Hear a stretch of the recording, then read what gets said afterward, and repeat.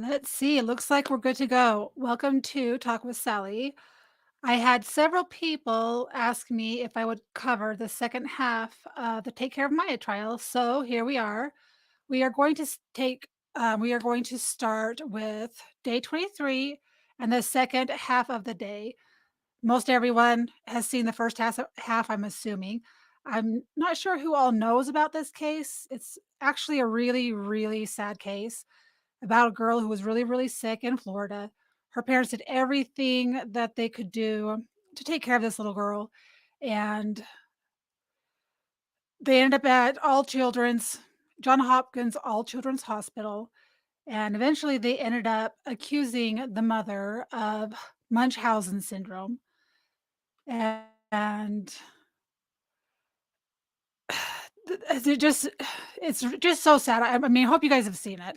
She ends up unaliving herself because she just cannot deal with the sadness of all the stuff that they went through. Anyway, the to give you a real overview would take about an hour of all of the horrible things that they did, so I will spare you that.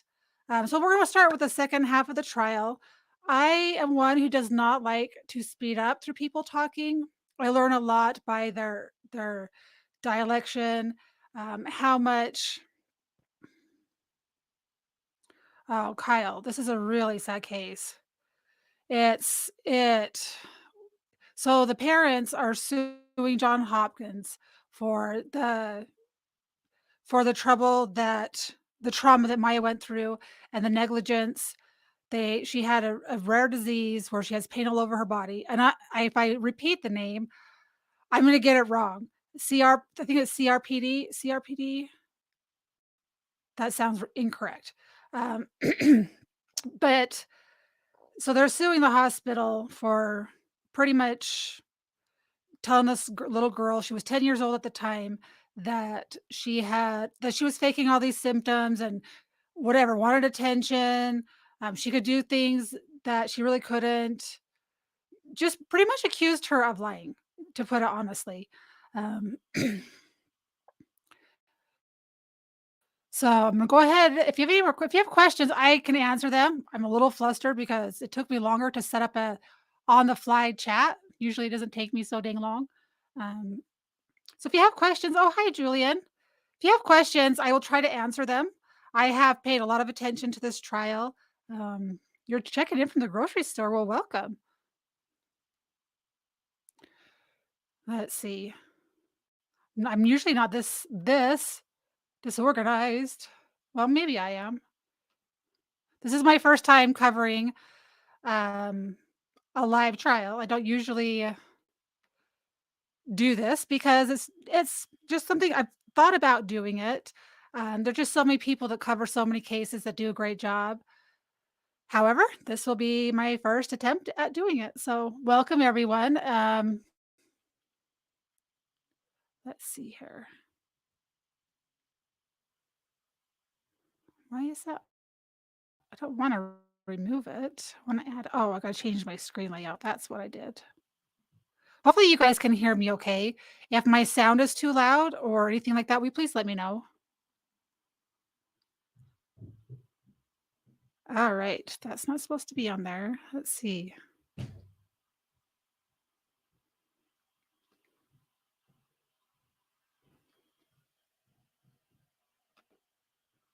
All right. Here we go. Is it not going to allow me to play it?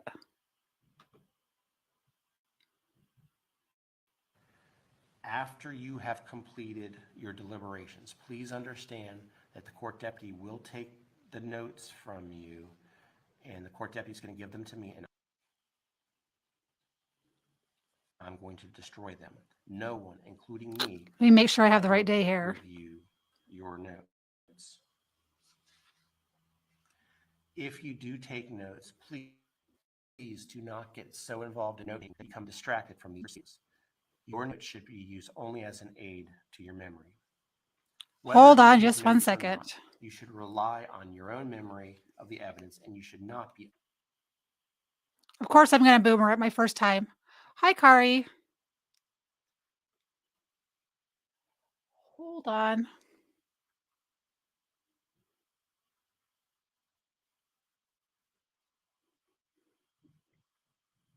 No, I don't want day one. Hello, what are you doing here? Had it all queued up, ready to go.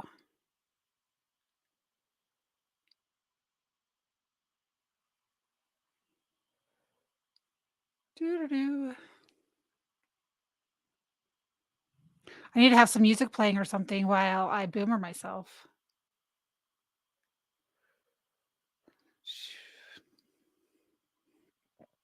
Give me 1 second, Kari. So just so you know, I'm on YouTube. Oh, hi, SC Medic. I'm on YouTube and I'm on Rumble, so you can choose whichever platform you prefer to chat in.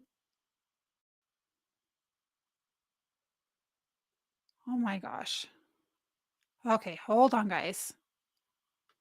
Usually I download this prior because it's just easier that way.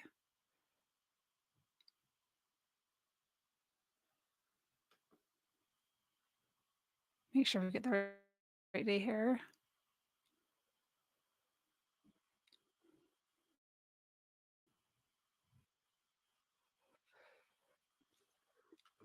How are you?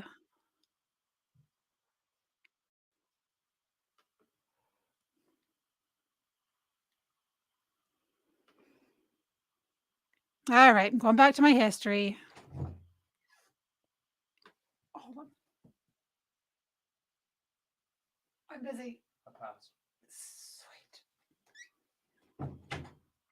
My kid coming up to tell me that he passed his welding test finally, that he's been struggling with for like 4 days. Yay. All right, here we go. Now it's coming. We'll put it back up here.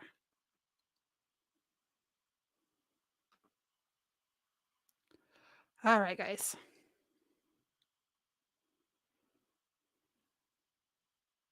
Add to stage. Yay. Okay, guys. Let me know if there's any sound issues, please. Let's see if we need to turn up any sound anywhere.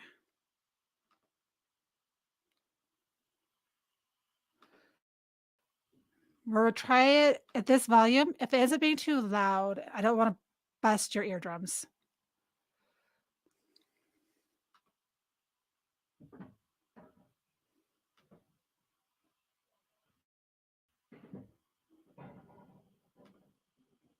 Oh, let's see. So this is right after the lunch break. I watched some of this already, but my issue was that it was going way too fast. Are we, anything else we need? Okay. Or this exists. I think it's since she was 4 or 5 years old. So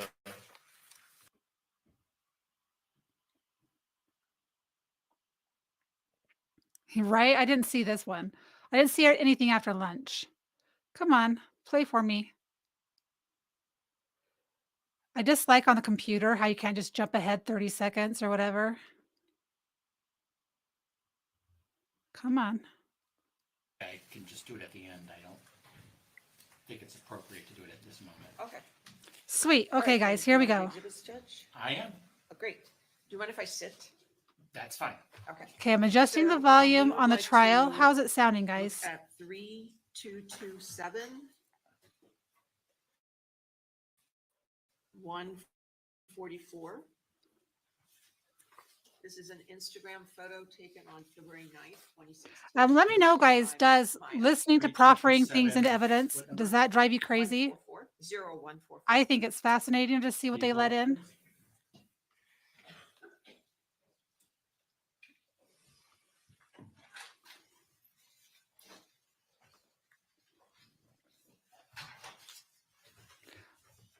My end is a bit quiet, so let's try it. Yeah, February 9th, 2016. Higher. Is that any better? objection, relevance. I think we faced a number of cumulative objections for trying. So I'm not sure what this adds to the case. Well, if I need to respond, I I'm can, quiet. Judge. Sure. It adds several things. One, it is 3 days before she is in Dr. Barr's office saying that she has pain that is like fire throughout her entire body. Secondly, it shows that her ears are pierced, which goes to several people testifying that piercings would be cause pain with RSD, and it shows no lesions on the skin. And I don't think we've put in many photographs at all yet. I wish she had her ears pierced recently, or this exists. I think it's since she was 4 or 5 Sounds years good old, to you so now? Sweet. sure On what that my adds. voice as well? And I don't think touching her earring Check. is particularly painful. The court will receive into evidence 3227-0144. But let me ask you this, all of this metadata at the bottom, We can delete that. I want the date on it, but we can delete the metadata if you want. I mean, does the plaintiffs care? I just want to, Right, we did delete some of it, but I'm happy to delete all of that, Judge. As long as, I honestly love watching this lawyer whine and try to get every bit of evidence into the court. And when she loses, it's like a whiny little girl that didn't get cookies for lunch. I don't know. There's something about her that drives me absolutely crazy. Sweet. Thank you, Fox, so much. Appreciate you. the date remains. We don't have any objection to the metadata. There's- Okay. The next one would be 3227-0135. The significance of this photo, Judge, is that this is the day after she's in Dr. Barr's office saying that her pain is like fire throughout her body. I think the jury should be able to see the photograph the next day, which would indicate no, plus there are no lesions visible on her skin. Objection, that is absolutely not the purpose. They are going to attempt to make the jury believe, I don't know what about Maya in that pose, but we assert 403 on that. Any probative value is far outweighed by the prejudice of attempting to show this young girl as anything other than a young girl. Judge, this isn't like surveillance. This is a photograph she took of herself and posted on Instagram. It's the day after she was in a doctor's office telling them she has pain throughout her entire body like fire. the court will receive into evidence 3227-0135. Thank you.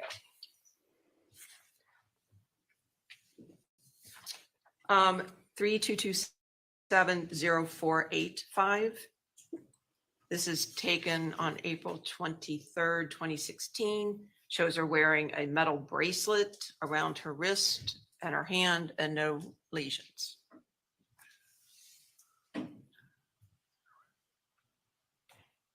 Don't we all cumulative, Your Honor, don't we already have not only testimony, but other photographs? I'll let this one in, but Ms. Crowe, we're getting to the point where, That's fine, Judge. I mean, we almost have a family photo album of probably about Well, I 40 or did- 50 pictures by now. I did try to pick different dates, Judge. I do have one more along those lines, though, that I'd like the court to look at. Sure. That is 3227-0441. The significance of this photo is that this is July 16, when she's in a wheelchair. You can see that she is sitting on the edge of a table of some sort, raising her left leg. And this is when she is in a wheelchair.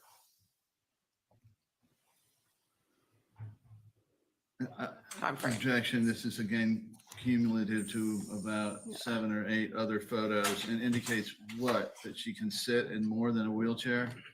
What is it probative of, other than just some kind of prejudice This is, about?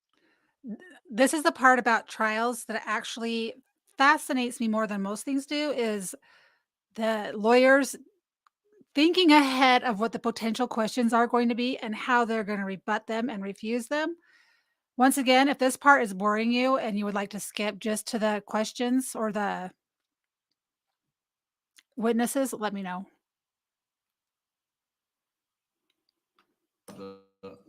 I don't understand. this is when she's in, is this when she goes to the hospital?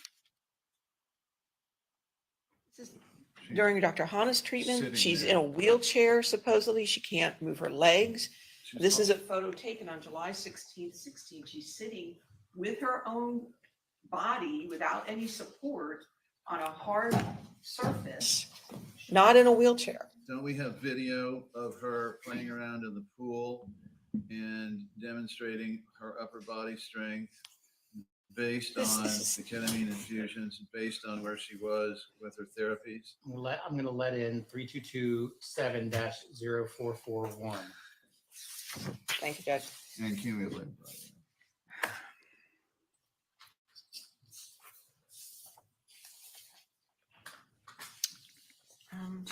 Let's do this one.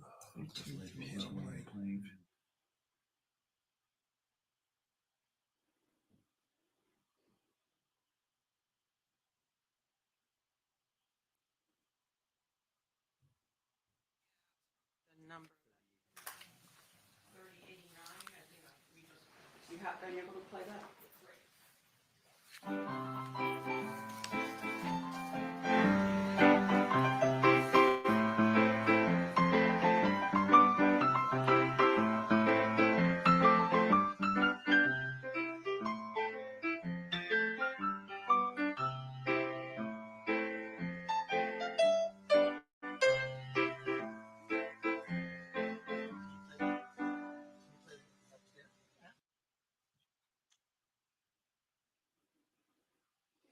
Cumulative to other ones, and All right, I'm going to does skip not ahead to demonstrate questioning. anything other than what is already in the I've already record. listened to Yes, this. she can play It was the just fun piano. to listen to her The other whiny one- voice. The other piano one was not during see. the admission of the hospital. Investigation and Mr. No, you're Investigation and received no information. Is that all correct? And no one approached you. All about right, this case. jury's Is that in. correct? And you did not see any media coverage about this case. Is that correct? Mr. Shapiro, it's your turn, sir.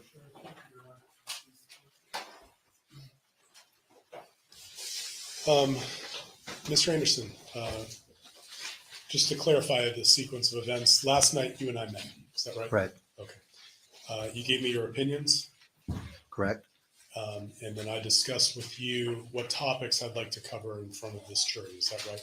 correct, I gave you a outline of the topics that I wanted to cover, is that right? correct. I didn't tell you what the answers needed to be, did I? No, Okay. The answers that you're giving to the jury today are your own. correct. objection, leading. Let it go a little bit. So staying on this issue. Okay. Where, the answers that you gave to the jury, where did they come from? They were my own, from my own experience and my own observations of the data that I read. And I know that at this point in the trial, you're one of several experts that the jury has heard from. But in your experience serving as an expert, is there anything unusual about meeting with the attorney the night before? No, You were asked about a performance review of Miss Betty. May I approach the witness with the document? Show it to Mr. Anderson. Yes. Attorney Mr. Anderson, I should say. If I may approach. Yes.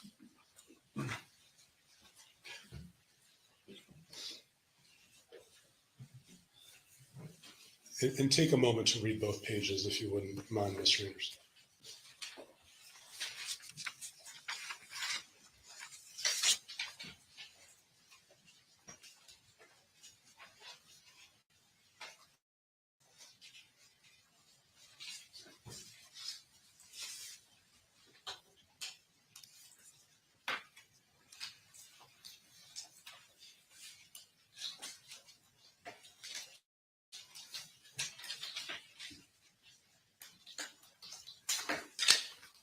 Is this the 2-page document, the full document that you had discussed with me earlier about you being aware of one verbal write-up?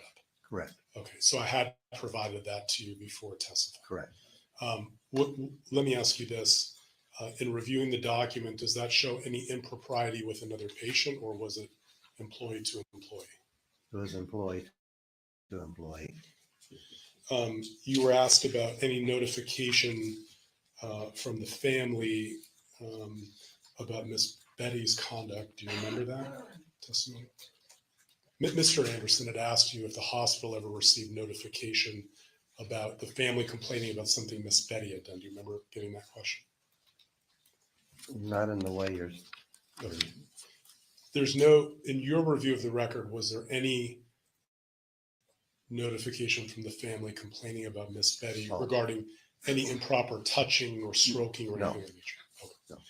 And finally, regarding, just briefly on the joint commissions, the accreditation body for hospitals, in your experience as a hospital executive officer, is that a requirement for hospitals to participate in federal funding programs?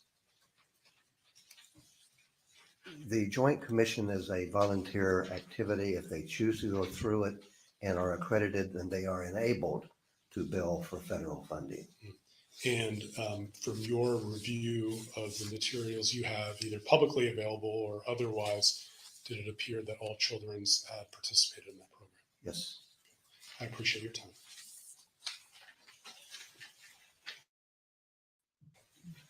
Mr. No, Your Honor. Anderson. Members of the jury.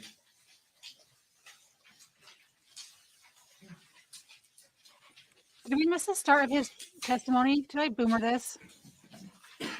Hold on.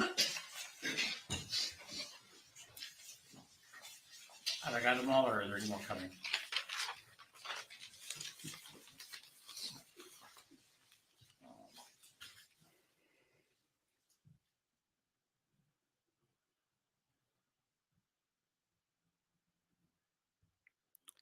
Just looking real quick to make sure that. Looking at the number of questions, why don't you all step back? You don't discuss this case. Oh my amongst gosh, yourself. I start at the very Conduct end. the investigation and receive no information. All right, what is next thing?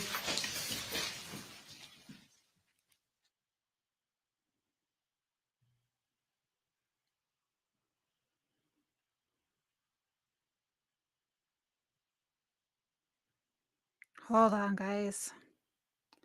Looking for when he started testifying.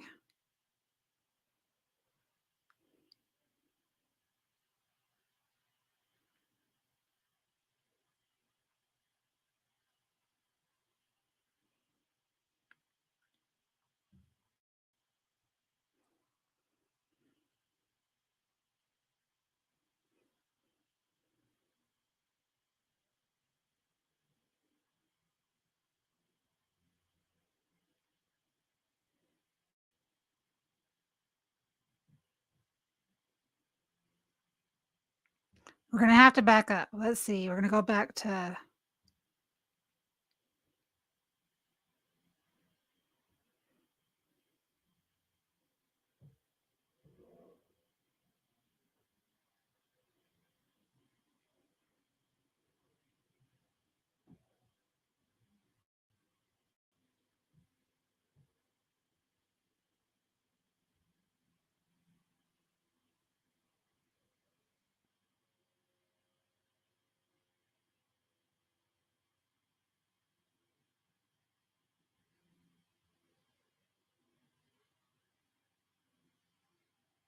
Yes, I'm being quiet. I apologize. Hold on. I'm coming. I'm coming. All right. We're going to go to 455. Let's see here. We're at. I can just do it at the.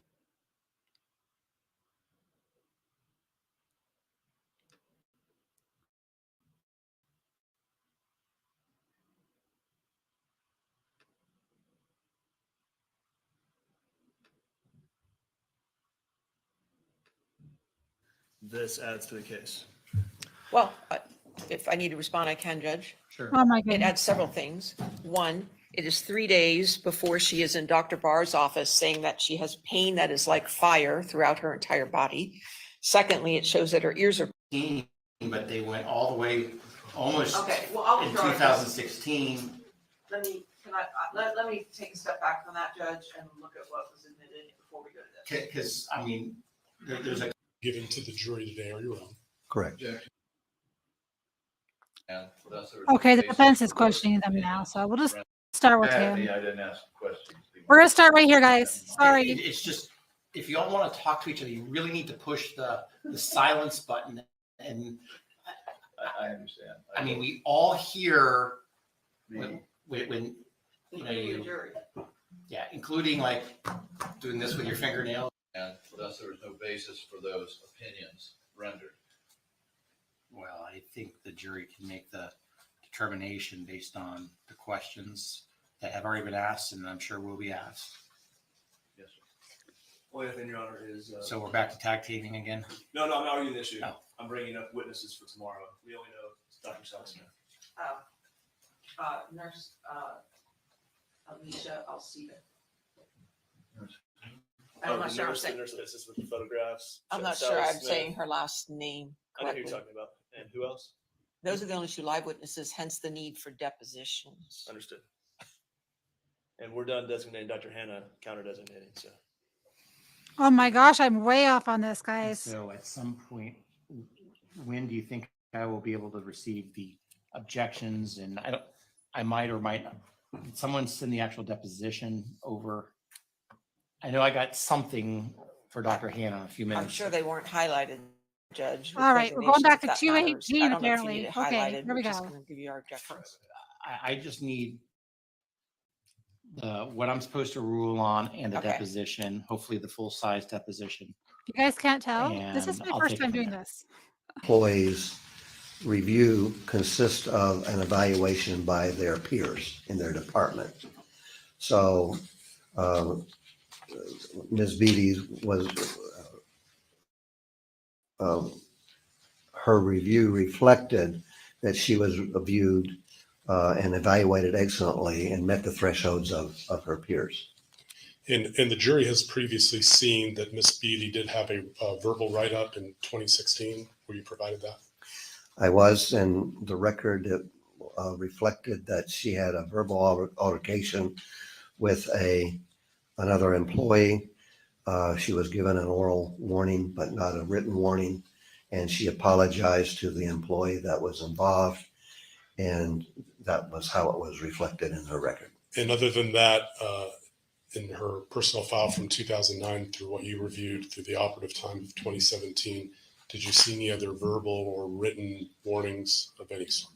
No. And then in terms of the structure, is it your understanding that social work would report to integrated patient care and then to nursing? Is that what your understanding is? Correct. And there would be chains of command if there were concerns that could be elevated up further, if there were concerns. Is that right? That's correct. Okay. So let's get back a little bit to the overall process of review by the hospital. In terms of quality review, does all children's, are they required to have a quality review process? Yes. Most organizations choose to go through a quality process that is a accreditation and review process by the Joint Commission on Accreditation of Hospitals. Yeah, let me interrupt you there. So I'll have you explain what the joint commissions are, but is all children's audited by federal agencies to ensure that they are in compliance with safety plans? Yes, And who is that? but it is the Joint Commission as one body, and it could be others as well. And explain to the jury, if you can, who the joint commissions are and what their role is. The Joint Commission is an organization that was set up 70 or 80 years ago. It is an accreditation and evaluation organization. Its purpose in being set up was to try and standardize the way hospitals provide care across the country. And it identifies for each and every department of a hospital a series of standards. I don't know how many of you guys paid attention to like all the stuff when the pandemic went through. A lot of the doctors in the background and in the back scenes, their biggest complaint was standardization of hospitals. They want to treat everybody like an automobile factory, right? They go through the line, they're painted the same color, they're treated the exact same, and that's like a big problem that has started to happen with American hospitals or probably global, but the standardization of treating people. Not everyone has the same blood type, height, weight, gender, um, everyone is different, and so to treat them like a cookie cutter is is seriously like the biggest downfall of what is going on right now in our country. To put everybody inside one box and not treat each person individually is causing so many crazy things. Hi, Jonathan. Welcome. Standards of quality that are evaluated on a routine basis by surveyors from the Joint Commission. Typically, the Joint Surveyor Commissioners, reviewers come in every 3 years. However, they can come in on a spot check basis, randomized basis.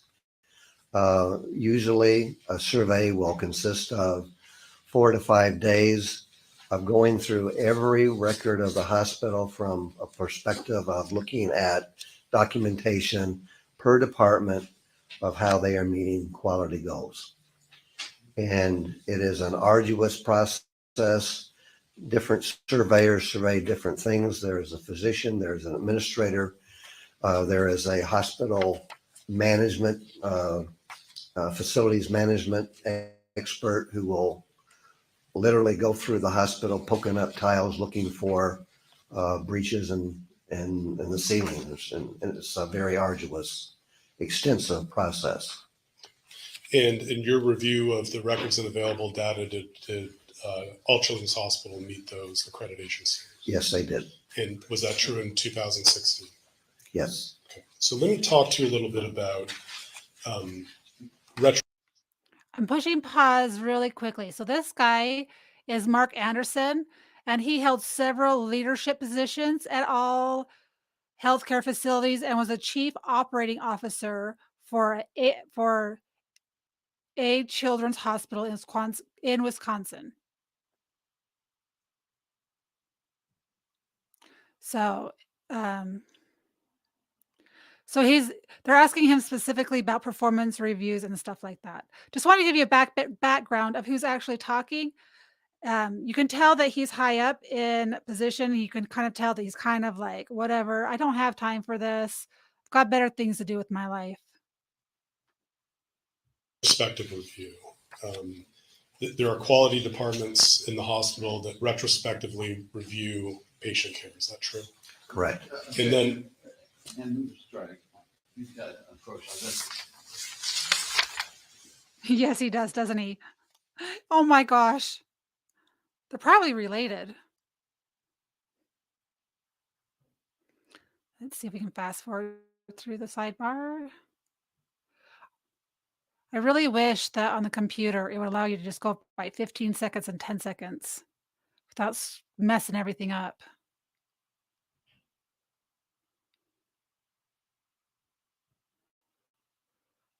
But I guess it's an opportunity to talk. So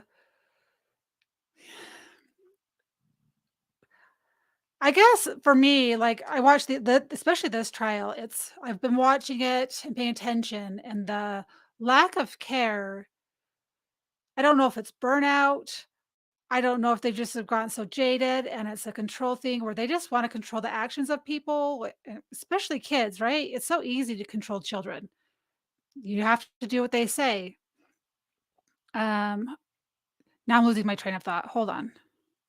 I had something important I was going to say, but it lost my mind. Let's see. Skip ahead. Oh my goodness, this is a long sidebar. All right, here we go. thank you, Your Honor.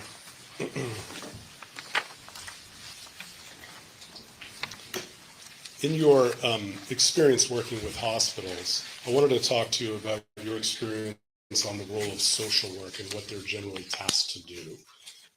So just to sort of suggest this, is social work usually the discipline that works with discharge planning? Yes. Okay, and why? What's their role in that regard, from your understanding? The social work area actually starts when the patient comes into the hospital and really carries through all throughout the admission of the patient. But towards the end of the patient stay, social workers are very much involved in discharge planning. They're trying to identify areas where There can be support systems for the patient when they get home. During the admission itself, they might be helping to examine if the patient doesn't have funds for the treatment to secure financial resources. So in association with other people, including discharge planners, social work is engaged in doing everything they can to facilitate a transfer out of the hospital or a discharge out of the hospital. One of the questions that the jury has asked in this case is why Maya's case did not rise to the level of senior leadership at the hospital. Based on your experience as the chief operating officer at a children's hospital, let me ask you, I'm going to approach on this one question.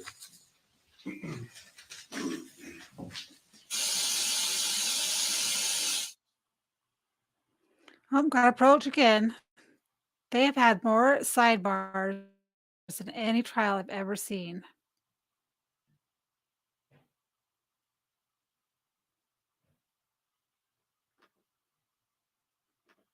Coming on duty, where there's a discussion of what's occurred during the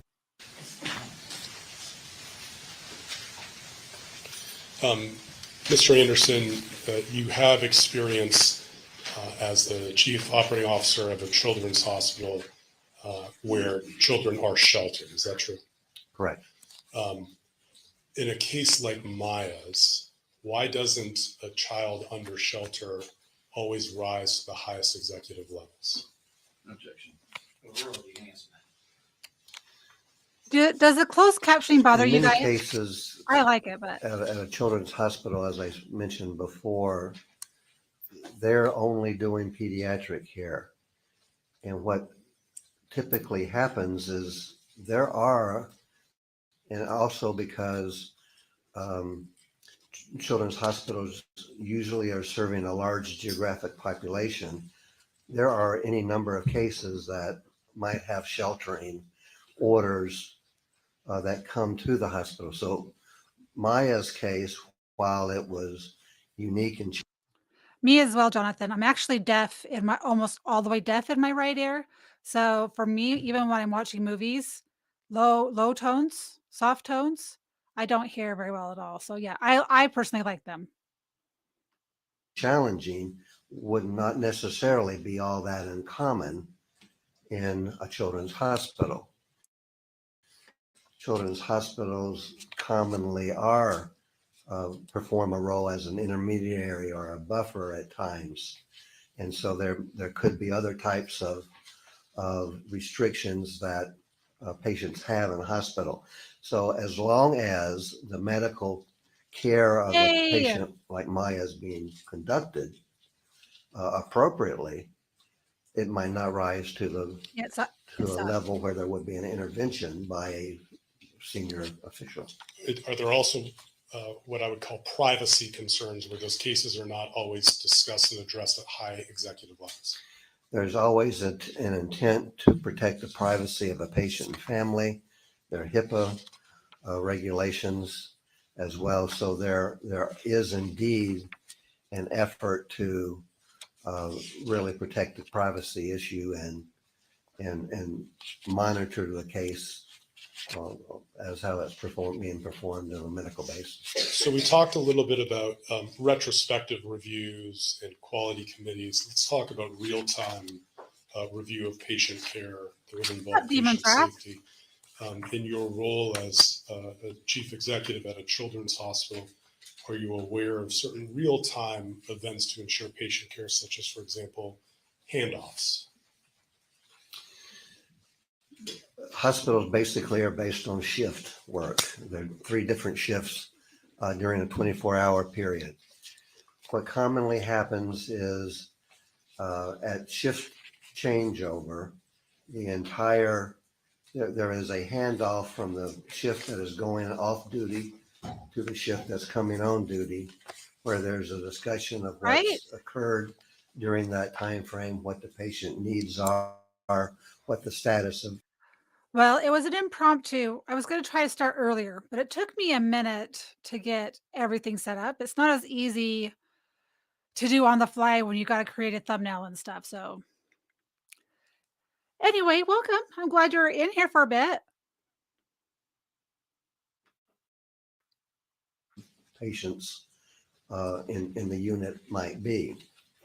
That huddle, if you want to call it that, of employees, or a meeting of the combination of staff, really is very comprehensive in Such an terms early of being riser. multidisciplinary. It involves nurses, it involves physicians, it could involve pharmacists, social workers on the unit. So it's comprehensive. It is really almost on a routine basis during the day, a triage examination of what the care needs of the unit's patients are. And then in addition to that, there could be an examination of each patient specific, what their needs are. So it is a real-time discussion of what the needs of patients are at that moment in time, real time, and what's going to be addressed over the course of upcoming time. So it really He's kind of contradicting himself from earlier.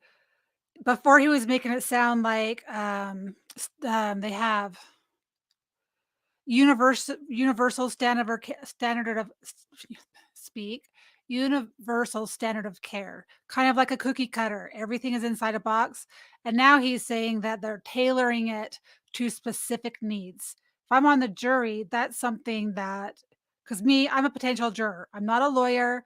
I'm not into social work. I'm just a mom. When I hear these things as a potential juror, I'm seeing that contradiction as someone who's raised kids and has been in has had their kids, have to go to the emergency room or have to stay in the NICU. This is the perspective that I'm coming from on this, but he just contradicted himself. really is a very specific examination of what's going on at the moment. Julian's my And homie. are you familiar with the concept of interdisciplinary team meetings? Yes, again, those are very common within hospitals, not amongst physician nurses, all disciplines of the hospital.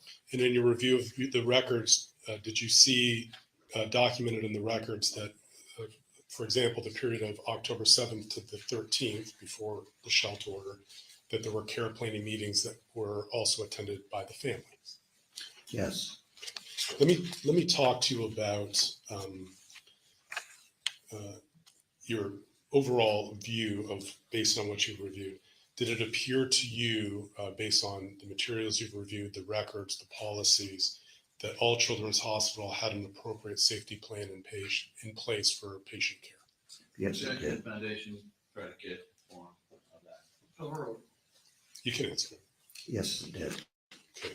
In your review of the materials, did it appear that All Children's, well, there was a concept that was introduced about if everyone's involved with safety, no one's in charge of safety.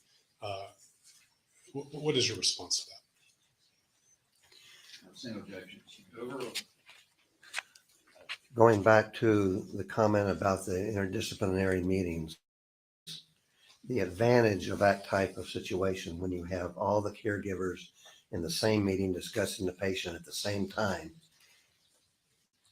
each member of that interdisciplinary group can discuss the needs and concerns that they might have for that patient. So everyone is taking ownership of their part of the medical care of the patient. Demon's Wrath. I don't think that that's a white girl thing. I haven't had any pumpkin spice or oatmeal at all in the last 3 weeks, so that's a lie. So it's an advantage to have multiple people involved, to have the whole team being committed to the needs of the patient. And within a reasonable degree of hospital administration, did you find that All Children's Hospital had appropriate levels of oversight, supervision, and direction? Yes. Foundation, predicate, beyond disclosure. Overruled. Yes. And within a reasonable degree of hospital administration probability, did you believe that from an operational standpoint that all children's met accepted standards of care? Objection, bound scope, foundation, predicate. Yes, I did. 1 minute, Your Honor.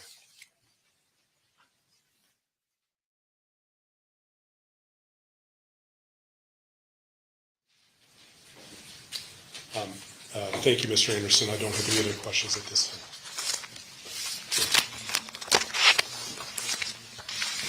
Council, Mr. Anderson? Your Honor, we have not received a,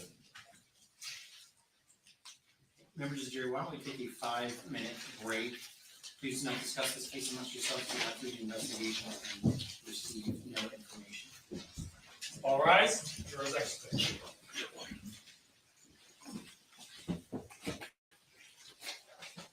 Sorry, I took a quick potty break. I'll fast forward through this.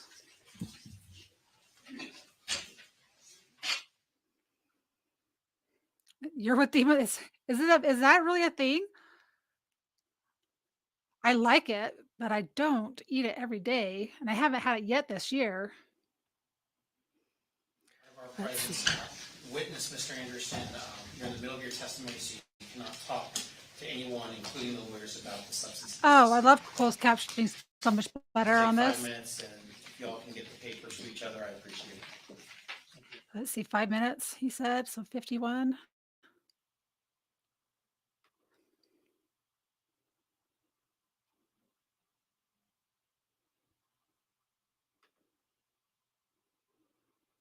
Nope, still. Of the time that Kathy Beatty, sorry, that Maya Kowalski was at the hospital. No, Your Honor. For parts of it, yes. I want to see what their objections well, are. October Okay. 2016. You is don't have for- it I know here everyone's. or No, we in don't have it. evidence? Okay, this is what you're gonna, I'm trying not to talk over these people because I like to hear what people have to say. I like to see what objections they have or what they're trying to get in. So I apologize if you don't like that. I like to see the entirety of things and not just bits and pieces. To me, it seems it's hard to come to a conclusion that way. Not a conclusion. I don't know, just see things from the whole picture. do. Yep. You're If it going draws to on, produce it then we'll skip. tonight to the plaintiffs. If it's a performance review covering the time period that Maya Kowalski was at the hospital, you're going to do that. You're going to get it as soon as possible, but no later than, let's say, 6 p.m. today. This witness, although will be excused, is subject to being called back. And if there's a financial issue, we can address that if it becomes necessary. Understood, Your Honor. Okay. So then I would cross today, but then be able to bring him back if I decided after reading that it was necessary. If there's something in that performance evaluation that you need to ask this witness about, then let us know and we'll bring this person back. I understand the court's ruling. Your Honor, That separate does issue sound is kind of good, the though. reference to JCAL accreditation and meeting those standards. While you were out, I asked the court reporter to mark the questions, and we'd like the questions read into the record again so that we can address the issue. Oh, so the arrow keys can do that? I'm not following. From the The computer? questions were asked, so why are we re-asking the questions? There seems to be a dispute over what was asked Let's try it. at sidebar.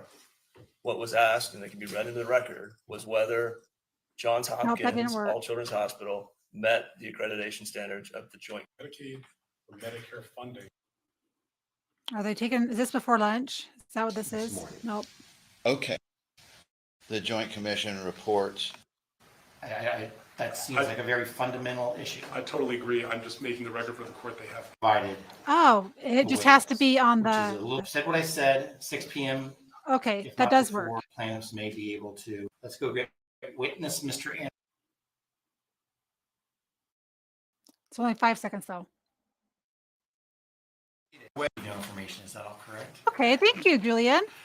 And Yay! has anyone approached you about that? Thank Mr. you so Anderson. much. That is so much easier. Sorry, Attorney Mr. Anderson, you may now ask witness Mr. Anderson questions. Star Trek, Mr. Spock. Make it so. So, You got that, didn't you?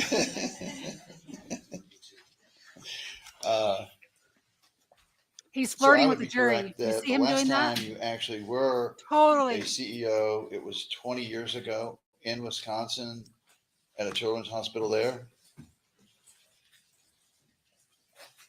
I was a senior administrative. Okay, uh, thanks. I held the title Chief Operating Officer for Ambulatory Services at Tampa General, so that would have been 2018. For a children's hospital, 2000. You're correct. Sounds correct. 20 years ago in Wisconsin. In Wisconsin. Did you actually review the Joint Commission reports that you testified to on direct examination?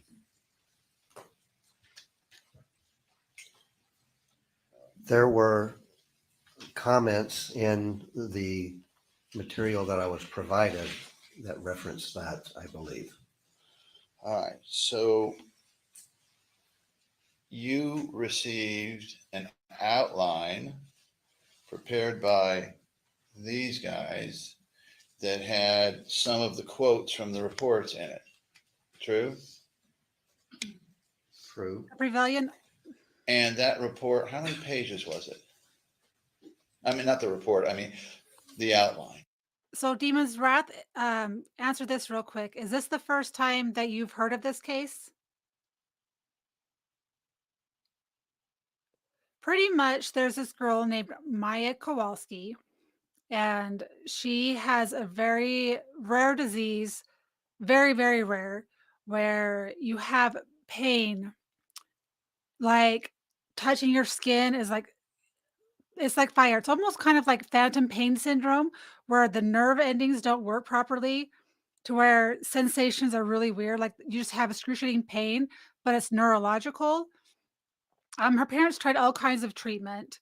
They took her to Mexico for a treatment of ketamine, where they pretty much put you in a coma, and that was really successful. They come back to the United States, and they're really cautious about using ketamine because I don't understand why they are, but they regulate things. How do I explain that? You know how the FDA, the hospitals, they're all standardized. What's going to make them the most money? Ketamine, they say, is dangerous, yet it has less side effects than Percocet. Tylenol is hard on your kidneys. So pretty much, her mom was trying to keep her. Her mom is a nurse, mind you.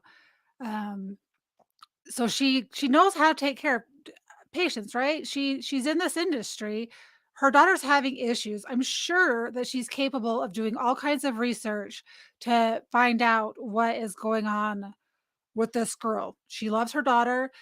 They're doing everything they can to get rid of this pain. She has a hard time using her legs.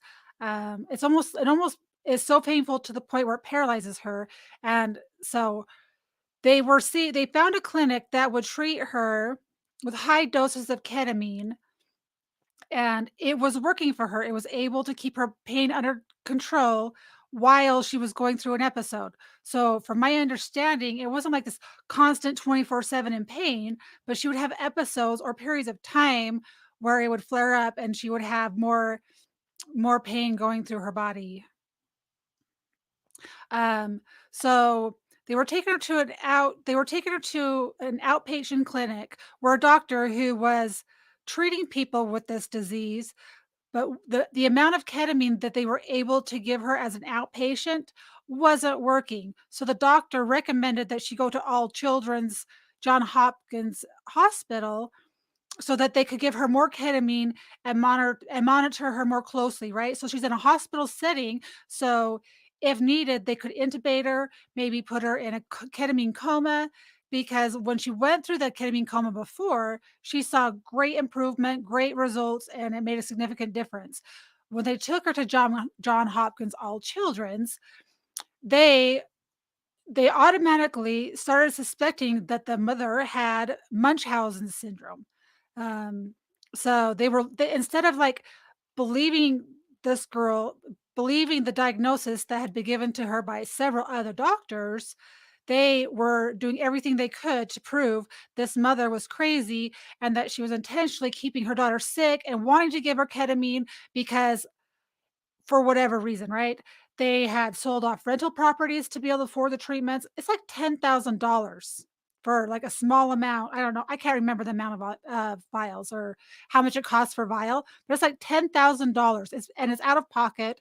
Insurance doesn't cover it.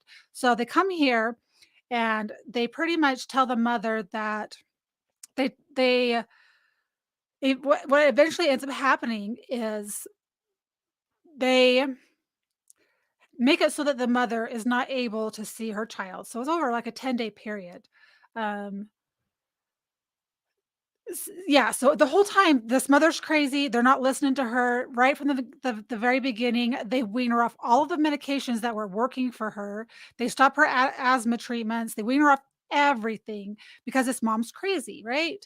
So then they report her to a private. So in Florida, they have it's like child protective custody, except for it's privately owned in Florida. So you have these doctors that are working with CPS or their version of it in Florida, and they are between the hospital and these doctors are trying to accuse this mother Munchausen and try to take Maya away from her family. As long as the mom's in the picture, then sorry, ADD moment. As long as mom's in the picture, they're not allowing any type of visitation or anything. So the dad could see her, but it was supervised visitation eventually. So long overview. Um, 3 months this girl was in the hospital. They were going through all kinds of stuff. And in order for the mother the mother wanted Maya home. She wanted her home with her family. She wanted her out of the hospital. She wanted her pain to be managed. So what she ended up doing was the family, I can't remember, it was something in January. They went to a family friend's. The mother stayed home and said, Beata said, I have a headache. I'm going to stay home. So this gives me goosebumps. This almost makes me want to cry.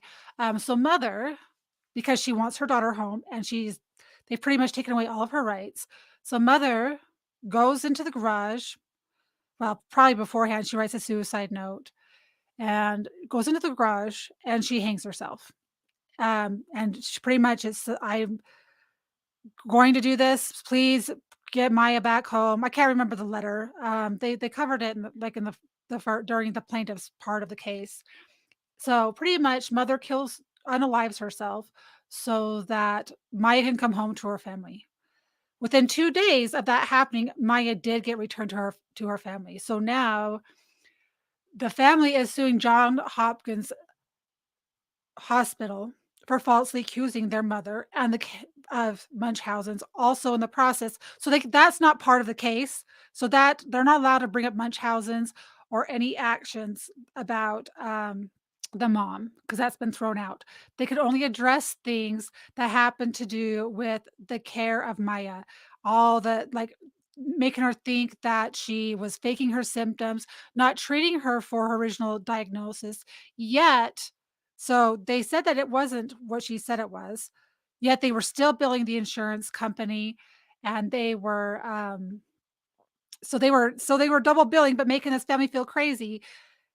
But remember at the same time, CPS, which I can't remember off the top of my head what it's called in Florida, private owned. So you have these doctors and these people that are in charge of CPS or what do they call it? Child abuse advocates or doctors, child abuse doctors. So they're constantly looking for signs of child abuse. They call in Miss Sally. She comes in and it's this coordinated effort between the two, billing tons of money, keeping this daughter there when she doesn't need to be there anymore and anyway, that's the overground Yes, I'm on YouTube too, Kari. So that's the overview of what is going on in the case. That's the best I can explain it without spending an hour doing this. Anyway, there you go. How many pages was that outline? Sorry, I'm on YouTube. I'm not following which outline you're talking about. The very same outline you just testified contained comments from the Joint Commission reports. Well, what I was referencing there is I received Your Honor, how many approaching? thousands of pages of material before. I Approaching understand that. again. I'm asking you whether there was anything prepared by the defense lawyers that summarized or provided you with the choice of materials you were going to testify to. Yes, How many pages was it? 2 or 3.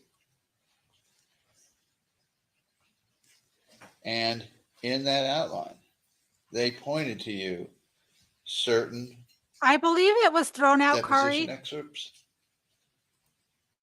No, I'm not certain. Don't quote me on this. I think it was thrown out because that does not have so they're suing for the treatment of the case. Well, that was part of the case. The judge threw that part out as a 304 or and it's got anyway. I'll find out exactly what that was. So they can only adjudicate or ask questions that has to do with Maya's treatment, their neglect, all the things that they did were wrong according to just Maya. So Maya's stay in the hospital, John Hopkins treatment. So the Munchausen stuff has to do with the family CPS, right? So the private funded, the private thing, and that was in a different case, I believe. Not certain. That's from my understanding. And so they are trying so they could only it's all about Maya, her neglect there. Anything else that pertains to Beata is not allowed, like them accusing her of Munchausen's. Um, the defense wants to bring all of that in. The defense wants to use that because that would make their case really easy. Yeah, the mom was crazy. We did what we could because that, you know, we did this because Beata had Munchausen's and we were just protecting the child. That's what the defense wants to say. And regardless of that, take the Munchausen's out of the scenario. She had several other doctors and several other clinicians prior to coming here that had said that she had this disease. So that's my understanding of it from everything I've listened to. The standards you were to testify to? I'm trying to be sure I'm specific about what outline you're talking about. I received a document of what portions of my testimony would be this morning that had outlines of topics that I had discussed with my attorney. Okay, so they told you Your Honor, may we approach on this? No. what I object to the invasion of work product.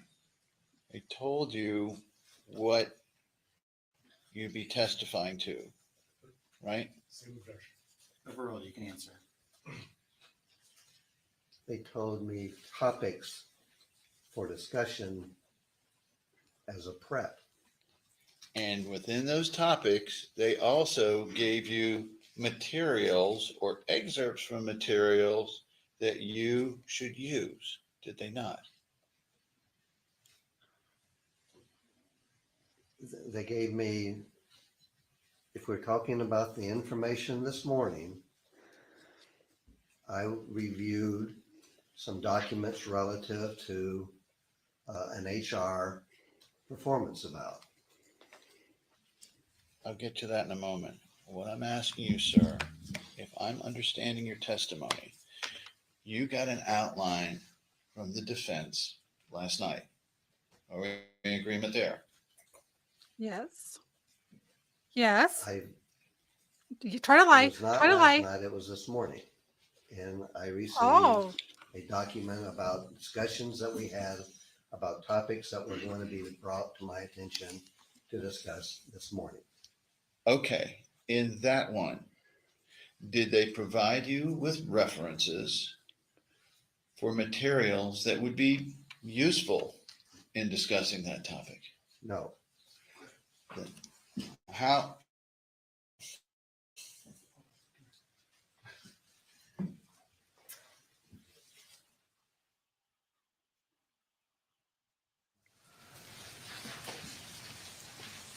yay. other than telling you what you were going to be asked, topics you were going to be asked this morning, what else did they provide you in that outline? Lie. a listing of materials that I had previously looked at. And then a documents relative to Ms. Beatty's performance of ours. Okay. So you yourself did not go out and seek any materials in this case, did you? Materials I received were provided Oh, over time. by the The defense. defense provided Yep. you with the Yep. materials you were to base your opinion on, right? Correct. Did they provide you with the 2017 review of Kathy Beatty? Yes. They did. For the year encompassing the October incident, I'll get the date, sorry. The November 18th, 2016 incident involving Kathy Beatty. They gave you the review that encompassed that? Because he wants to I think it lie. encompassed That's that. why. Yes, I don't He's- have the He document. in front really, of me really now wants to look at. lie. That's why.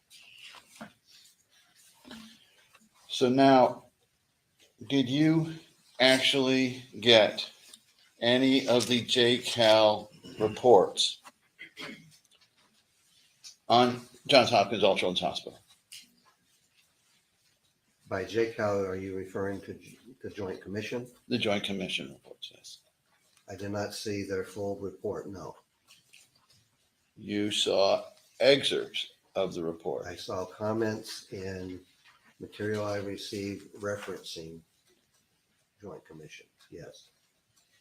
So you offered an opinion to the jury without actually reading the entire reports, Wow. right? I Lie. gave an opinion based on what the findings of that report seemed to be, yes. What that report seemed to be, So he's giving opinions based off what the defense gave him. They're he's going off, he didn't do his own research. He didn't read all the documents. He's too busy. He's too high up in this world. Look at him grab his nose. This is a tell right there. Look at him.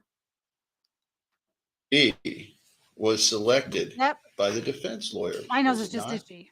I don't have a tail. Think. Don't lie. That was where the information came from. Huh? Yep, the defense provided him the information. You yourself never went out and actually researched to figure out for yourself what was relevant, what was not, as to any of this material, did you?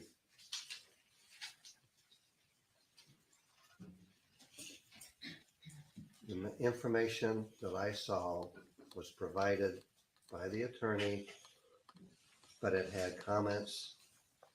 It was medical record Yes. information and other types of information, depositions and the like. That's the material that I received. So you more or less are serving here as a mouthpiece for what Classic. they consider important. Objection Right? argumentative. Yep. No, sir. So where the independent Wait. analysis come in here, if they selected the things? I'm sorry, I apologize. Continue, sir. My apologies. What I made comment about are progress notes and information that is documented within the records of all children's. And I've made comments about how transfer agreements were made. I made comments about interdisciplinary meetings that have occurred. I've made comments about perceptions of organizational structure and how quality of care is being rendered. And those are judgments that I have made based on my serving as a chief operating officer, looking.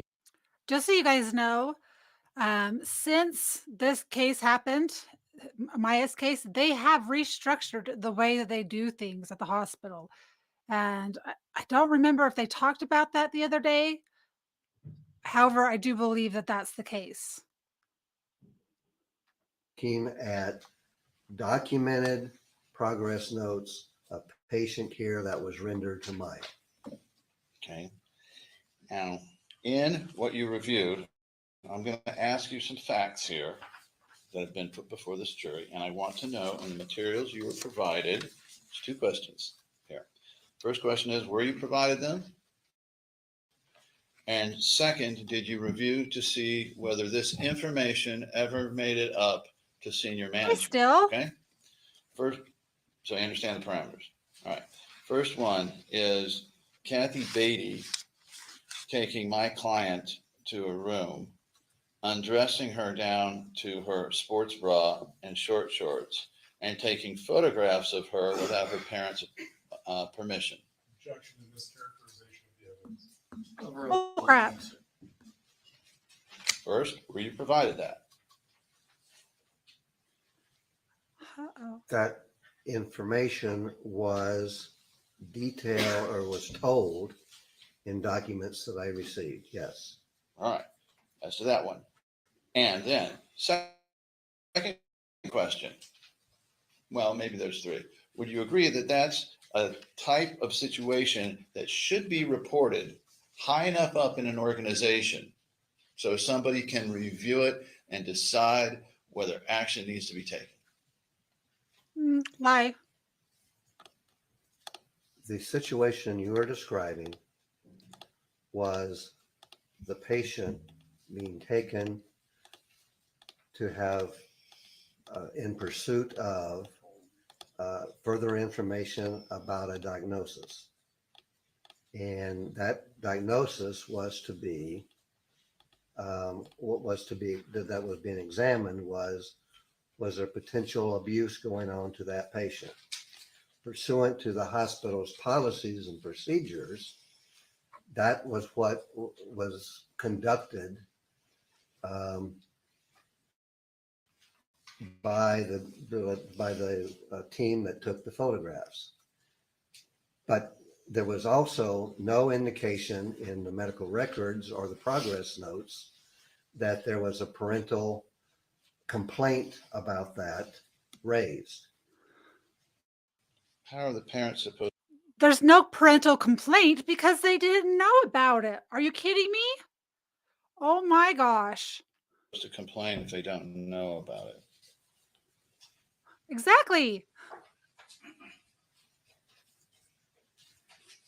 The policy that is, It's all right. Just tell me now, would you agree that that's the type of information that should go far enough up the chain so that someone can decide whether this was action that Appropriate. needed to be corrected?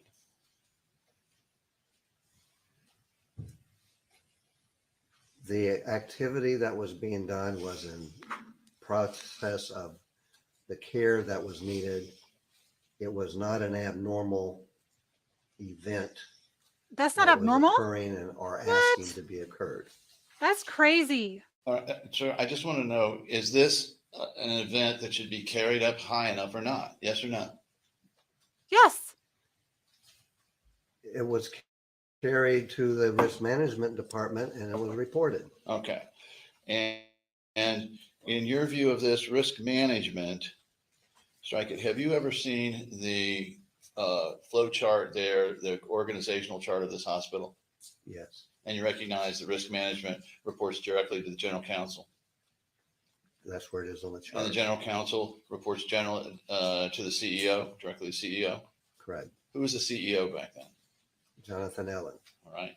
So he would have a direct conduit of information from risk management. True? Yes. Do you agree with the push-pull method that it's the duty of executives to not only just receive information from those that they're working with, but pull information from time to time to be fully informed? I believe that meetings and communication should occur. All right. So a good executive should be pulling information out as well as just passively receiving information. True? That's correct. Okay. But as they receive the information doesn't necessarily mean they're going to intervene in the situation. Right. If the situation was being conducted appropriate to the level of care required and appropriate to the policies and procedures of the hospital. Okay. Conducting unauthorized surveillance in a room where my client could not escape for 48 hours without her knowledge or her parents' knowledge. First, is that the type of event that should be reported up the line if in fact there was no authorization? Objection, Yeah. mischaracterization, chapter 39 issues and raised. How's that chapter 39? Both of you approach.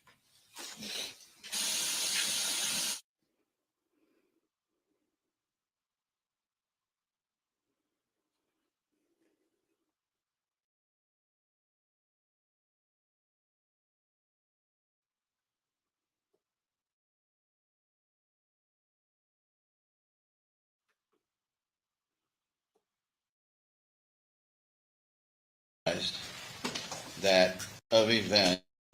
Your question. Attorney Mr. Anderson, why don't you ask your question? Is this the type of event, unauthorized, that should be reported up the chain? Excuse me, if unauthorized, it should be reported up the chain.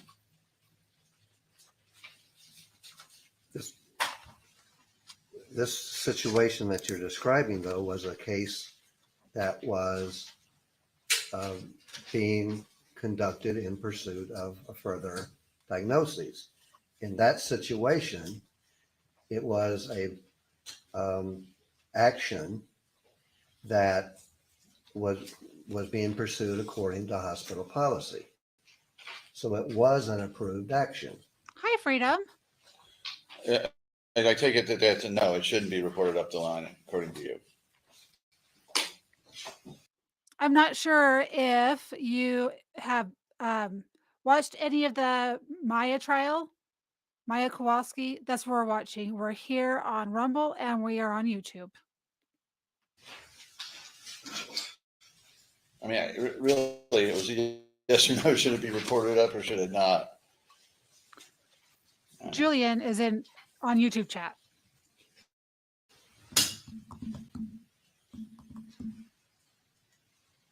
Yes or no, sir? Should it be reported up the line or should it not be reported up the line? How hard is it to answer? I don't know whether it was reported up the line or not. What Yeah, I'm 'cause you trying to read do your is make a distinction that if it was in following a patient care. The thing is this guy did not do any of his own research. Everything that he's explaining right now came directly from the defense, from the people that he's trying to win, right? Diagnosis strategy and following the hospital policy, They are then guilty. it is an action that could have been taken. Was it reported up the line? Could have been. Okay. In fact, in this case, it was reported up the line, was it not? Congrats. The risk management? I believe it was through a existing shelter order. Okay. Woohoo. Now, what about Way to go, a Demon. social worker putting my client on her lap and kissing her without the parent's knowledge or authorization? That's creepy. If that becomes known, That's creepy. should that be something that's reported up the line? Objection, mischaracterization. Whoa. Overruled, you can answer that. Would you repeat it, please? Sure. Putting my client, a social worker, putting my client on her lap and kissing her. Is that the type of thing, if discovered, should be reported up the line? I'm not aware that that specific event That's not the actually question. occurred as you described it. Answer the We question. have our jury here to decide that, but go ahead. I answered it. I'm not sure that that event just occurred as you described it. Okay, let's just assume for the Not the purposes of this question. question, since you're up here as an expert, that that happened. Is that the kind of thing that should be reported up the line? If that was raised as a complaint by the family, yes. I do not believe that was raised as a complaint by the family. It's still Again, not sir. cool. How are the Kowalskis to know this is happening to their daughter if no one tells them?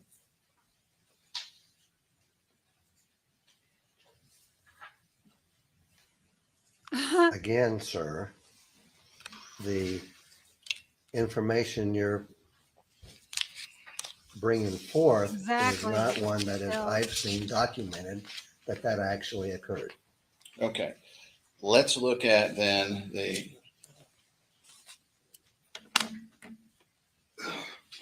did you, in your review, note that Dr. Katzenstein was notified of concerns of Miss Beatty about her behavior?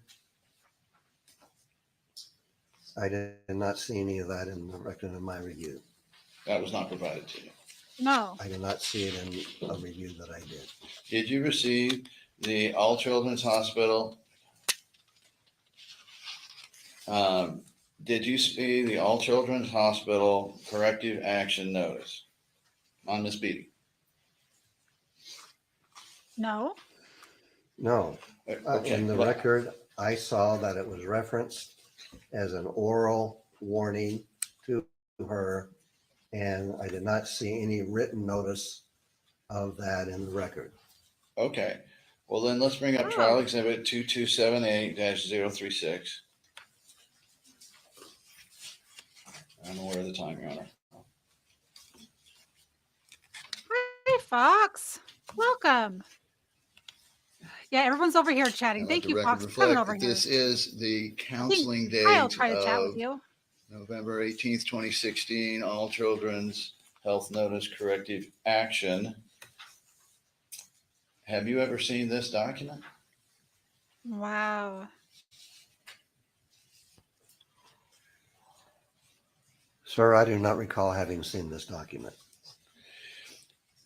Would it matter to you, sir, in your evaluation, if you look down under previous counsel corrective action, that Ms. Beatty here had been counseled 2 previous occasions on her professional behavior?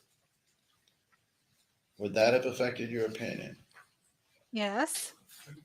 Can I ask the witness to be showed both pages of the document and not just excerpts? Uh, So we can see if this is what we should do before? Sure. If you need to see the second page, I'm getting to it, but Pulling out excerpts and asking Quit them to see crying. that, let me see. Defense. He's getting Mr. crucified. Anderson can conduct it the way he wishes to at this time. If the witness wants to see both pages, then absolutely, Your Honor. we can do that. And I'll get to it.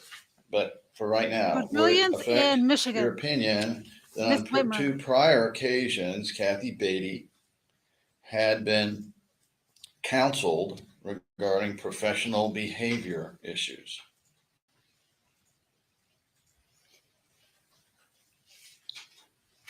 That Right. reflects that she has been counseled. I don't know what the outcome of the counseling was. I don't know what it was for. The fact that someone brings something to her attention in a corrective way is the proper process. In the human resource records that I saw, I did not see reference to this activity. Let's go up to the specific misconduct. Mr. Anderson, I've got to be in a meeting in 6 minutes. So I just should let be- you know.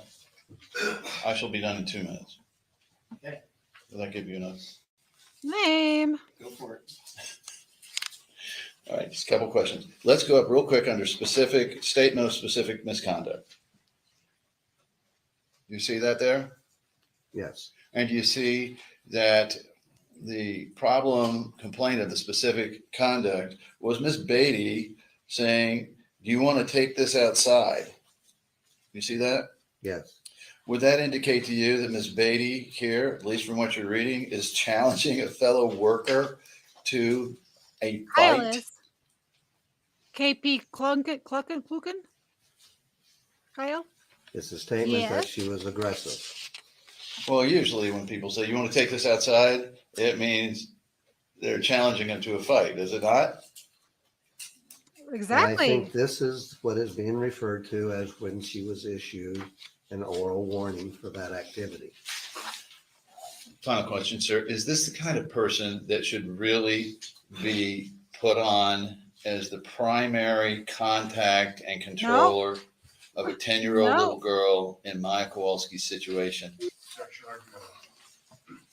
Well, you can answer that. Based on Ms. Beatty's record, based on the evaluations that she had Yes, Julian. seen, based on the information that she was provided by her supervisors, she was assigned to this patient, and I don't see anything that would have CC. prohibited that being done.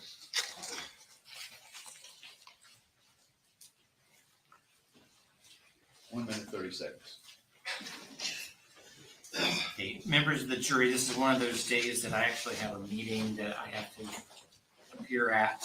So we're going to take lunch. I'm going to ask that they be back at 1:30, ready to go. Do not discuss this case amongst yourselves. Do not do any investigation and receive no information. All rise. Jurors hesitate.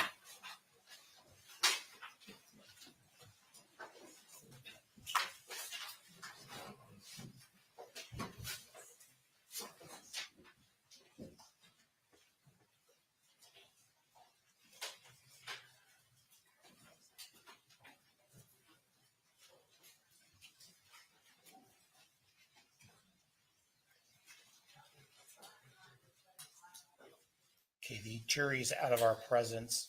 If witness Mr. Anderson is back at 1:15, is that appropriate? Okay.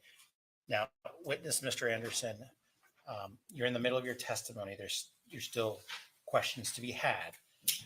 You cannot have any discussion with anybody about your testimony, including the lawyers. And I think it's probably best that you just avoid both sets of lawyers. You go and have your own lunch and come back and not participate or be around any of the lawyers. Let's do it that way. We'll be back at 1:15. Okay, we're in recess until 1:15. Recess till 1:15. Okay, let's skip ahead. Let's see. Let's try going to 4:21.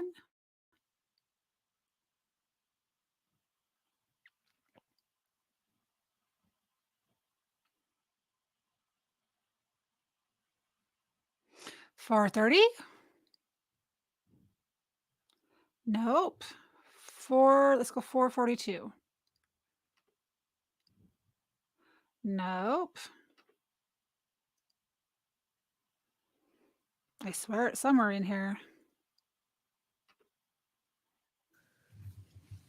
The significance of this photo, Judge, is that this Okay, is yes, the we did day watch part of this after real quick, she's but in I'm gonna Dr. hurry and Barr's go office grab some more water while they saying that replay her this, pain okay? is like fire throughout her body. I think the jury should be able to see the photograph the next day, which would indicate no, plus there are no lesions visible on her skin.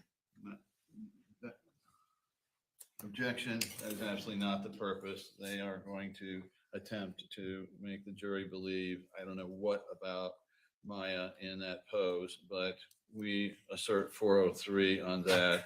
Any probative value is far outweighed by the prejudice of attempting to show this young girl as anything other than a young girl. Judge, this isn't like surveillance. This is a photograph she took of herself and posted on Instagram. It's the day after she was in a doctor's office telling them she has pain throughout her entire body like fire. The court will receive the evidence 3227-0135. Thank you.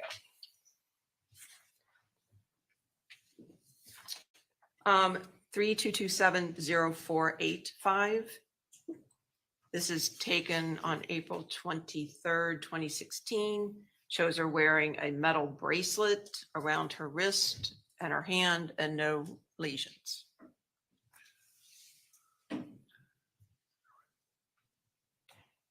Don't we all cumulative, Your Honor, don't we already have not only testimony, but other photographs?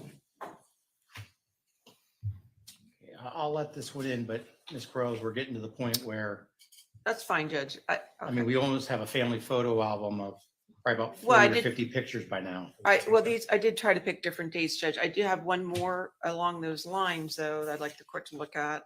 Sure. That is 3227-0441. The significance of this photo is that this is July 16, when she's in a wheelchair. You can see that she is sitting on the edge of a table of some sort, raising her left leg. And this is when she is in a wheelchair.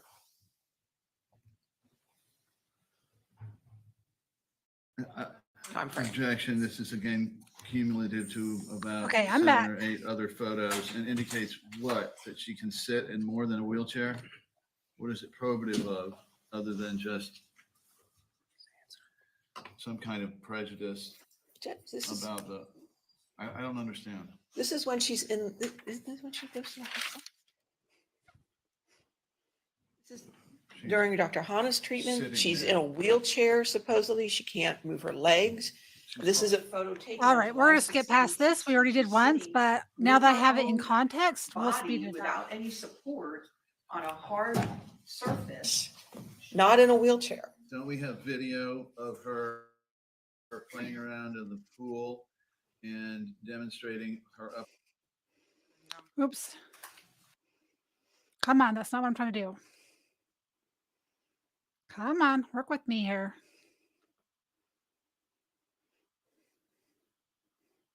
This is the bad part about not downloading this first.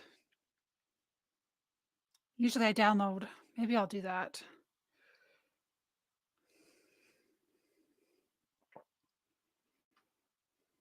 Oh, come on. Don't make me refresh.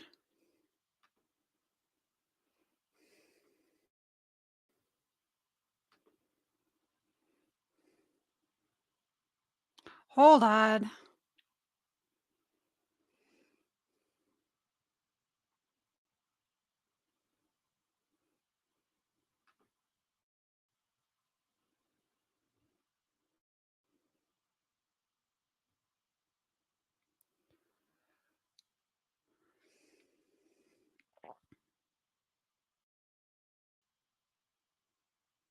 What the heck?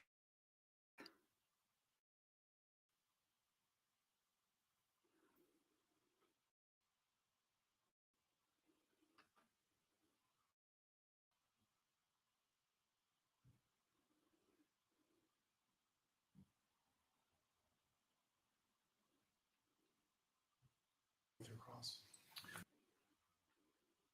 I am, that was my cause.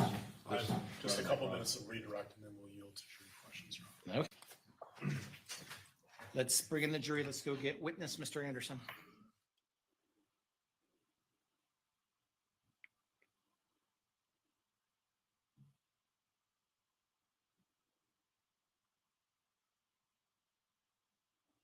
Doesn't look like they asked him anything else. Okay, we'll play from here. There we go.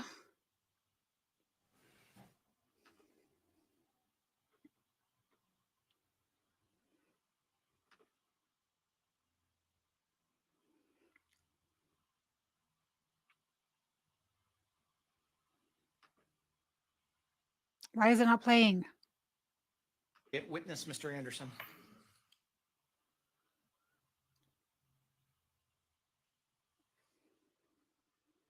It witness, Mr. Anderson. It witness, Mr. Anderson.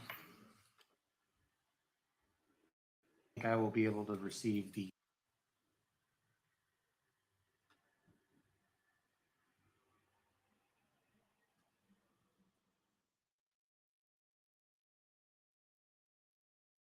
Here we go. All right, here we go. And you did not see any media coverage about this case. Is that correct? Mr. Shapiro, it's your turn, sir.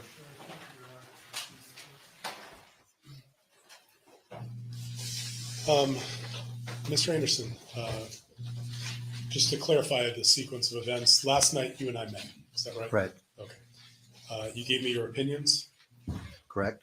and then I discussed with you what topics I'd like to cover in front of this jury, is that right? Correct. I gave you a outline of the topics that I wanted to cover, is that right? Correct. I didn't tell you what the answers needed to be, did I? No, Okay. The answers that you're giving to the jury today are your own. correct. Objection, leading, let it go a little bit. Sustain on this issue. Okay.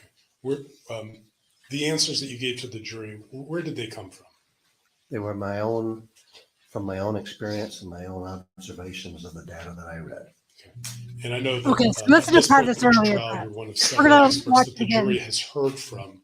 But in your experience serving as an expert, is there anything unusual about meeting with the attorney the night before? No, You were asked about a performance review of Miss Betty. May I approach the witness with the document? Show it to Mr. Anderson. Yes. Attorney Mr. Anderson, I should say. If I may approach. Yes.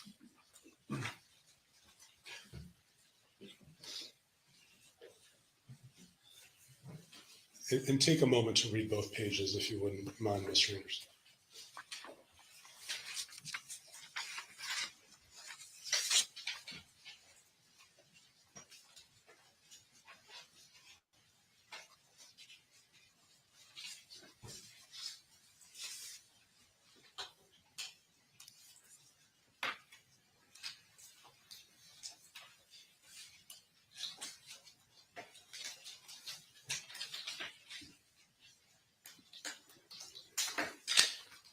Is this the 2-page document, the full document that you had discussed with me earlier about you being aware of one verbal write-up?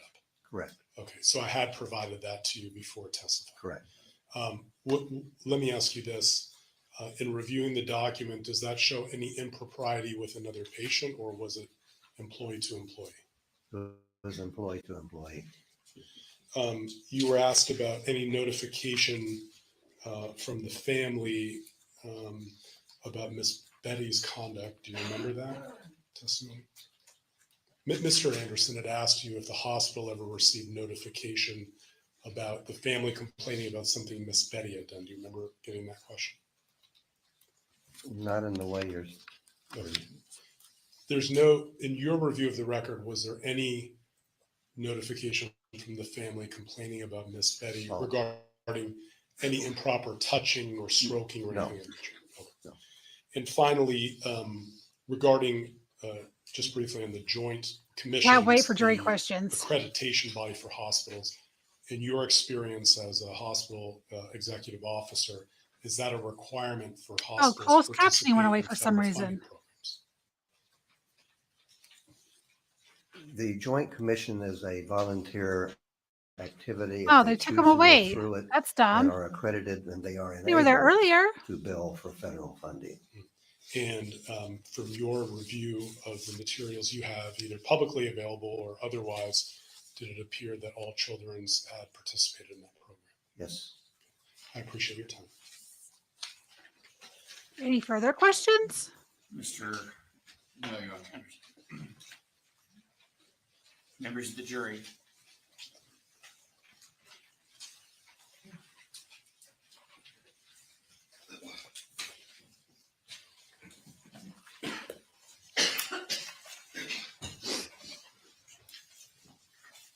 Have I got them all, or are there any more coming?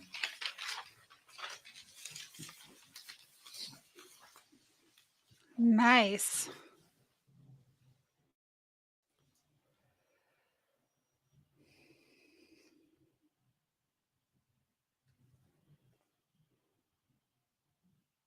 All right, let's fast forward. Looking at the number of questions, why don't you all step back? Do not discuss this case amongst yourselves. Do not do the investigation and receive no information. All right.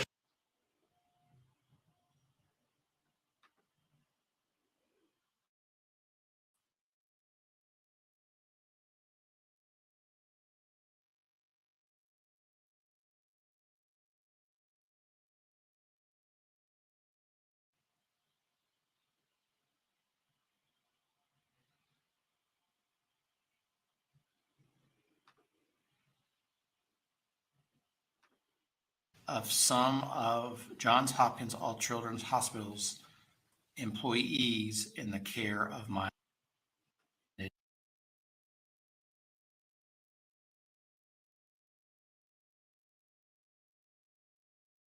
want to hear the question. When the parents make a complaint, it would go Hold on, through. hold on, hold on.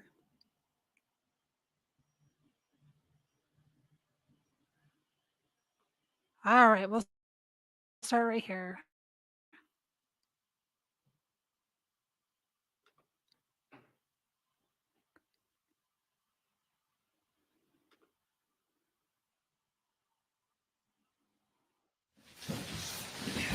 and Mr. Witness Anderson, or witness Mr. Anderson. Let me ask the jury my questions. I want to confirm while you're away, you did not discuss this case amongst yourselves, did no investigation and receive no information. Is that correct? No media? No contact? Okay. And witness Mr. Anderson was outside the presence when I went over these questions with the attorneys, so this will be the first time he's hearing them. Mr. Anderson, if the hospital had all of the proper protocols in place and periodic department reviews, would a patient or patient's parent complaints about a specific employee be documented and reviewed by supervisors, especially if the complaints were multiple?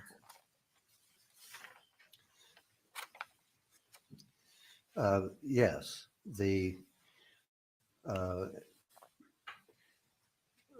when the parents So these are the jury questions now, and we did start about here, and I watched a couple minutes of it, and then we went clear back to 2 hours in, and now we're back to this because we were out of context.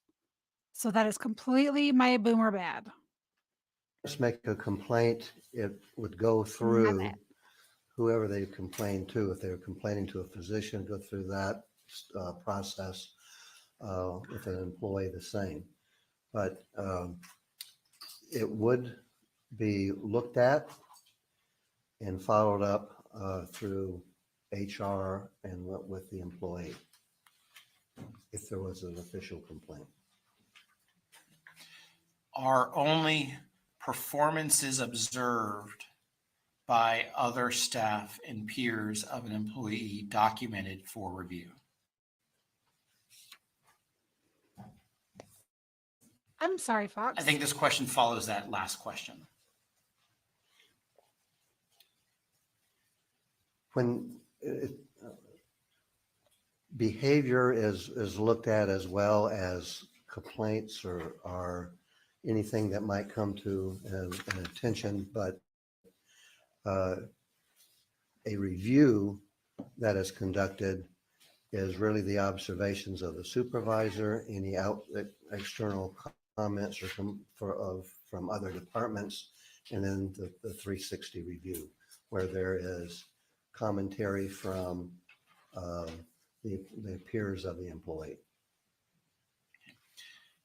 Did you see a letter from Beata Kowalski about action of some of Johns Hopkins All Children's Hospital's employees in the care of Maya Kowalski?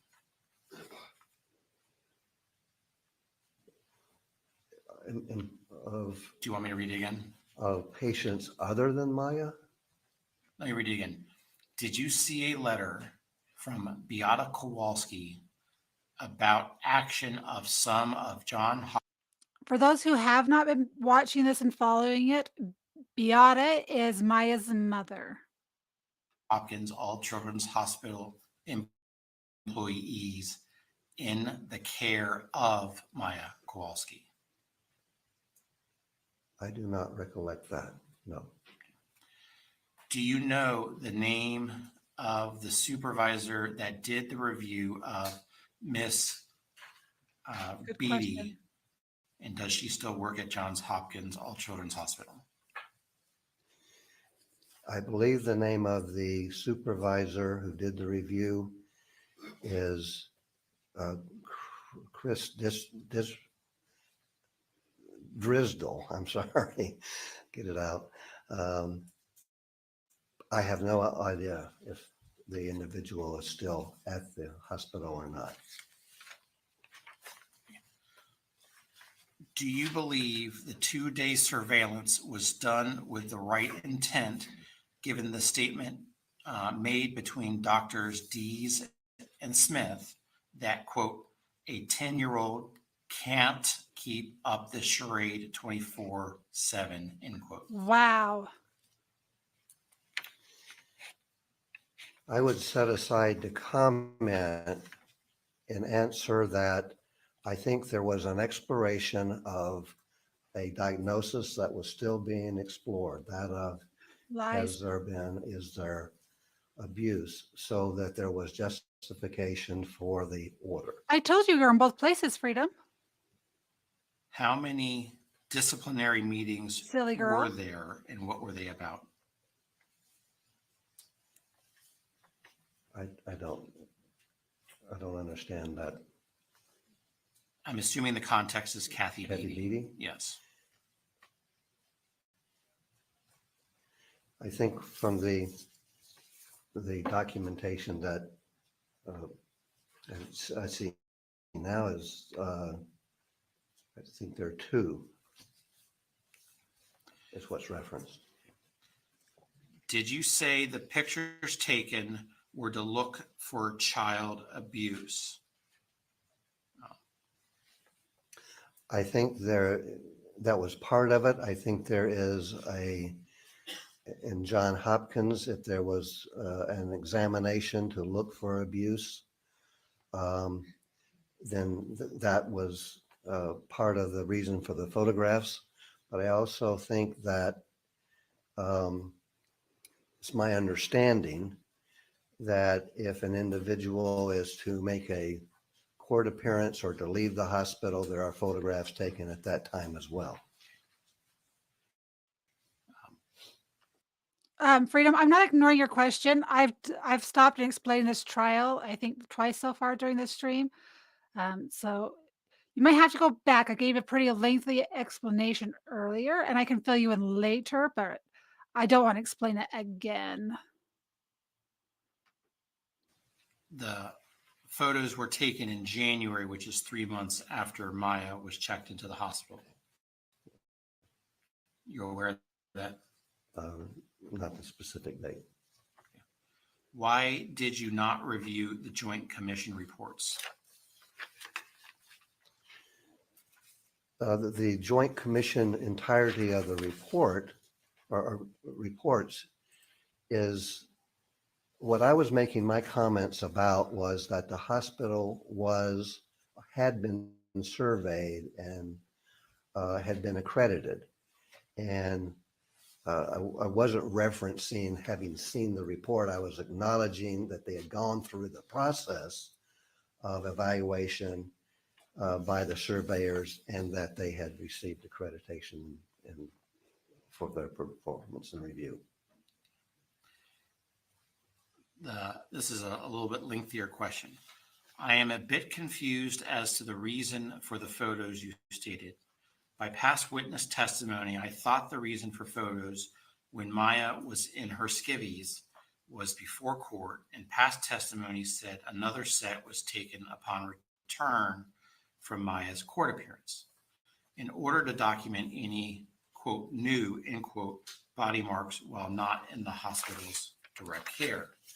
In your testimony, you said the Maya disrobe for photos was for, quote, diagnostics, end quote. The, quote, provided documents, end quote, you were provided and reviewed something photos taken this date of Maya to be used for diagnosis or for comparison? Or do you recall what you read that made you testify the photos were, quote, for diagnostics, end quote? What I was referencing that I had seen in the documentation was the request for photos by Dr. Smith and Dees. And that was to assist in the pursuit of the diagnosis of whether or not that was contributed to a diagnosis of child abuse. That was the referencing that I was making. Mr. Shapiro, do you have further questions? Not at this time. Mr. Anderson? Attorney Mr. Anderson? That was difficult. So you agree that senior hospital management were kept informed regarding Maya's care and treatment between December 2016 and January 2017, right? Could you repeat that again, please? You agree that senior hospital management then knew about Maya Kowalski's care during her stay there? I don't know specifically which senior leaders knew of her stay there. What I was saying in my testimony was that it's very common that there are multiple shelter orders in place and that senior leadership would not necessarily intervene on those cases as long as the care of the patient was proceeding and was not rising to a level of crisis. Patient was stable.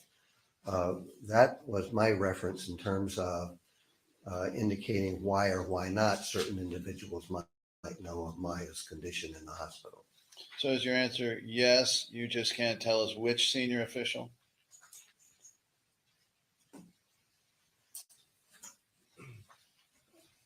Well, Mr. Anderson, I can't tell you which senior officials knew. I don't understand. know. We're speaking the same language. I'm saying, are we in agreement that in your opinion, senior management knew, you just can't tell us which one of the senior management? Are we in agreement about that? I believe that there were senior managers who did know, but I don't know who they were. Thank you.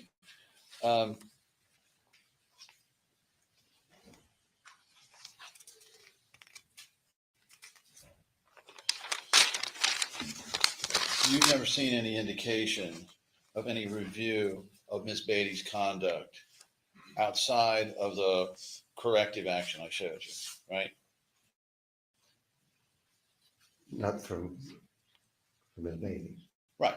So all of the actions I was talking to you about, in other words, the photography, the sitting on the lap, all those, you never saw anywhere in the records any corrective action as to Ms. Beatty, did you?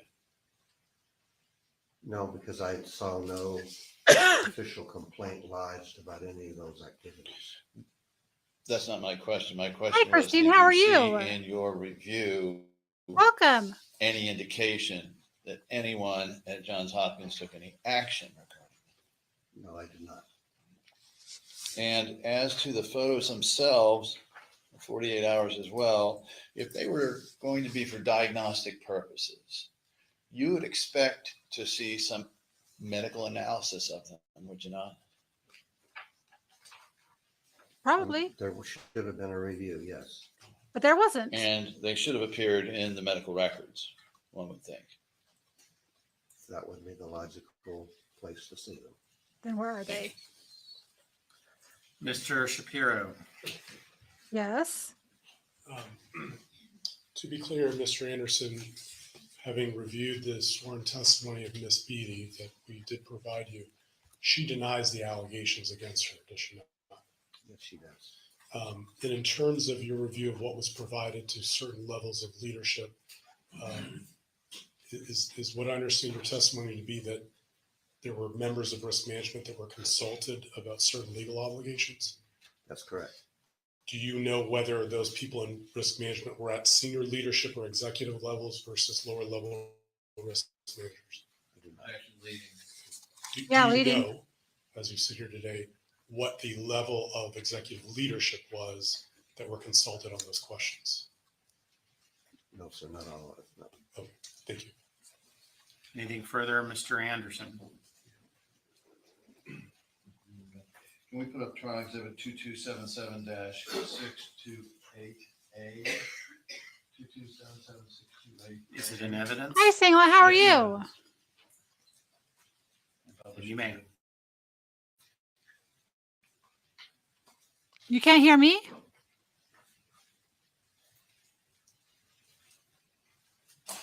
Receiver volume.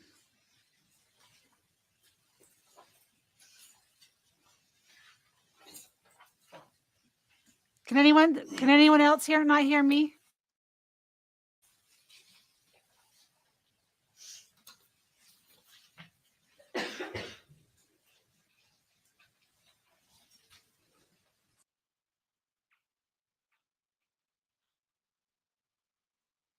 Can you guys hear me? Oh, okay. Singh was saying that he couldn't hear me. That's weird. The senior counsel. Does this exhibit show a copy to Jackie Crane? Perfect. Yes, it does. And at the bottom there, not the next to bottom after a lot of the whiteout, does it advise a doctor to get pictures of the scratches? Yes, it does.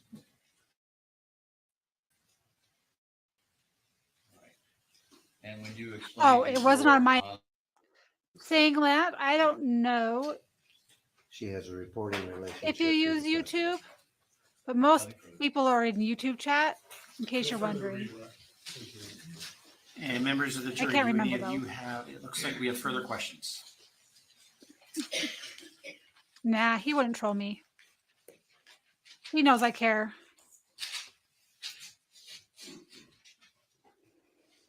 Welcome to Rumble, Singh. Let's see if we can do that just up here without having to send everybody to different locations. Can we or is the jury going to ask more questions? Wow.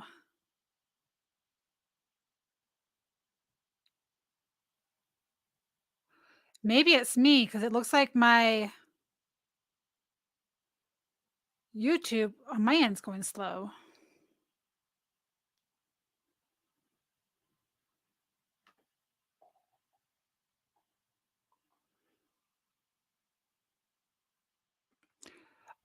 Julian, you guys, does it look like, oh, I guess I can check my stream from here. Hold on. See how it's running.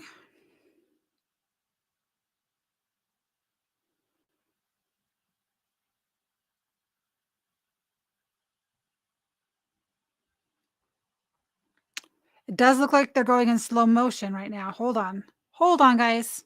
Push pause for a second.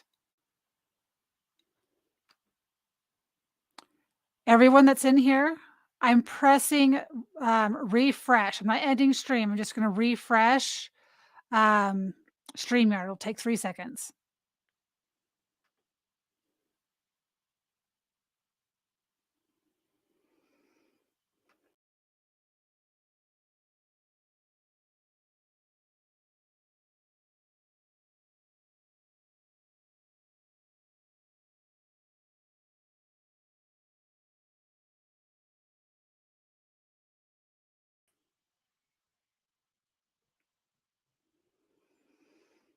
Let's see if that'll make a difference, guys. Hold on.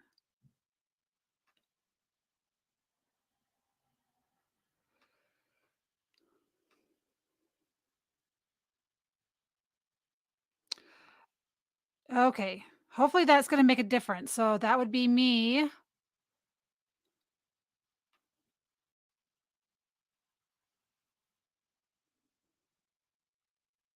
I don't know why. It looks like it's kind of slow.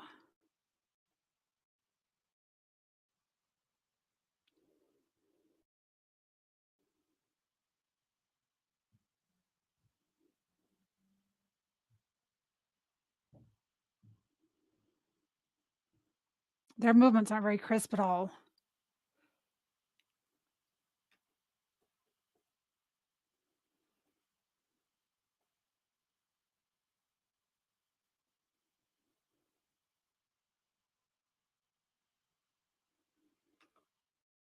This question, but in your testimony a few moments ago, did you say exploration of a That's diagnosis a little or better. expiration of a No, diagnosis? because it's running fine on my end. On the TV, it's working fine. At this point, I'm not going to ask that question. Next question. Do you think Johns Hopkins All Children's Hospital needs to change their policies for patient and safety care?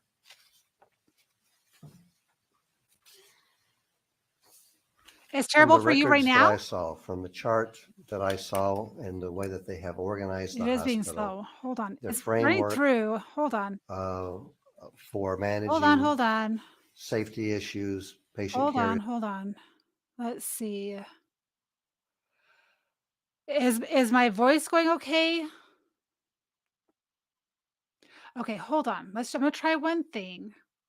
So I'm gonna unshare my screen for just a second, okay? Let's unshare this. Okay. So you just get to see my me self for just a minute. Let's try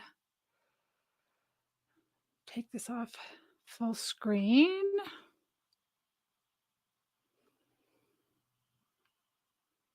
Okay, what I'm gonna do is we're gonna chat for a second, and I'm just gonna download it. So let me guys, make sure I get a timestamp first. I'm gonna download it. It might be because usually when I do anything from YouTube, I download it beforehand, so I don't have those issues. So it might be because it's streaming from YouTube and then it's streaming to StreamYard. So I'm gonna download it real quick, like I normally do, and then we'll just go back to that spot as soon as it's done. And so it'll just take just a second. Does anybody have any questions? How was your day, by the way? So Freedom, I can give you a quick catch up now that as long as my voice is okay though, right? If my voice is okay, then and it's not cutting out, then it's definitely an internet thing with between YouTube and StreamYard. So anyway, Danielle, or not Danielle, um, whoever was asking me earlier, um,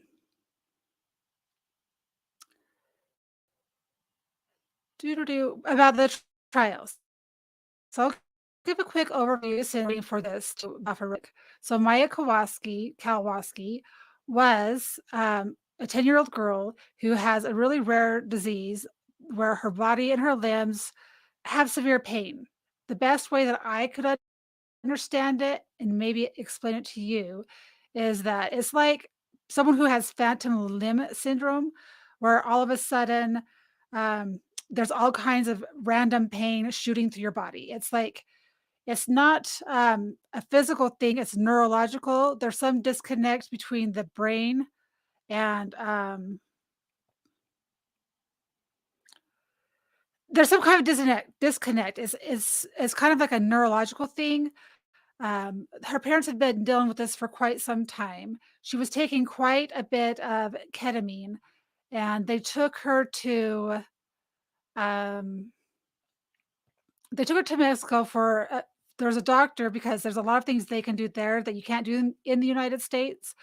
Ketamine is a safer drug than most, yet they don't use it a lot. It's highly regulated. So they took her to Mexico for treatment, and they pretty much put her in a ketamine coma. And what that does is she's in a coma, it's taking away the pain, but it kind of allows the body to heal while you're asleep. And they use ketamine to do this, right? So hold on, let me close a couple windows here. See if we can get this a little bit less taking up space here. Anyway, so so she's been going to an outpatient pain clinic in Florida. The doctor there said, "Hey, the doses that I'm giving her of ketamine aren't quite doing it. They're not quite working." So he recommended her to John Hopkins All Children's Hospital. When they got there, right away, the the doctors, the nurses, whoever were suspecting her of Munchausen syndrome. Now they call it medical abuse or um, not medical abuse. Yeah, medical abuse of children. They kind of change the terms all the time because Munchausen's is kind of not really a thing anymore. So it was just, so anyway, so she goes there. I'm trying to explain this again. I've explained it a couple times. Okay, I'm just gathering my thoughts. So they go to this hospital. They're looking to treat this girl, and they're having all kinds of issues with it. They don't think this girl really has the disease that everyone else has told her that she has. So now she's at all children's. Um, in Florida, like Child Protective Services, this will probably make a lot of sense to those who follow these kind of cases. They're privately owned. It's like having privately owned prisons. As soon as you have a program that is privately owned and not run by the government, what happens is everything. Oh, I know it's coming. Um, got distracted. ADD. So when you have something that's privately owned, things become about profits instead of actual care of people. So once you have a privately owned thing, this doctor over here is like, oh, we have this person that might fit this role perfectly. So they am like, okay, let's call this agency. They're gonna make money from it, and maybe I'll get some kind of a kickback or the hospital gets a kickback. There's no evidence of that. I'm not saying that that's the case. I'm saying that that's a situation that is very realistic and that could happen, right? So that's a possibility. So this girl goes here, hospital goes, and they call this private company or this private agency and are saying, "By the way, we think that this person is medically abusing their child." Okay, so that's kind of like the situation right now. When Maya gets to the hospital, mother says she needs to have ketamine. What's going on is not working. She shows them the records of everything that's going on, and they still are just accusing this woman, or they suspect that she is medically abusing her child. And it's a thing that's going on in different cases, and it's not just in Florida. Since this case has taken place, 70 other parents have come forward, and this exact same hospital in a different state, there's 70 kids or parents who have been accused of medical child abuse since this case. That is a lot. And Munchausen by proxy or medical malpractice is such a small percentage of the population. It's very, very small. So that someone that to have 70 people from the same doctor at the same hospital be accused of that is insane. It's not normal. That's so you can't 70 people in one hospital when it's such a small percentage of people are actually accused of it or can be proven of it. Yeah, this is a thing that is going on all over the country, and parents need to be aware of it. Like, if you have young kids, thank thank God all of my kids are over the age of 18. I no longer have to worry about this. I can't imagine having a 12-year-old that fell off a slide, or something bad happened and I had to take him to the hospital, and then you have this chronic injury or this illness that's not going away. Doctors can't figure it out because, what if, um sorry, I got just squirrel. Can you say squirrel ADD? So I can imagine if the doctors don't believe you, they think you're crazy, and then they try to take your kids away, and they get some private agency that's involved, that their whole goal is to take your kids away, because by taking your kids away, then they get state funding for their program. Well, they get state funding, they make money. So why wouldn't you want to go take these kids, put them somewhere else so that you can make a buttload of money? It's like everything that goes on. People put profits and money and greed over the well-being of our citizens. It's like it's commonplace anymore. It's absolutely insane, it's very sad. This family has been through hell. So what happens, Danielle, is I'll kind of speed this up. So Maya's mother is advocating for her, and Maya's mother, Beata, is also a nurse.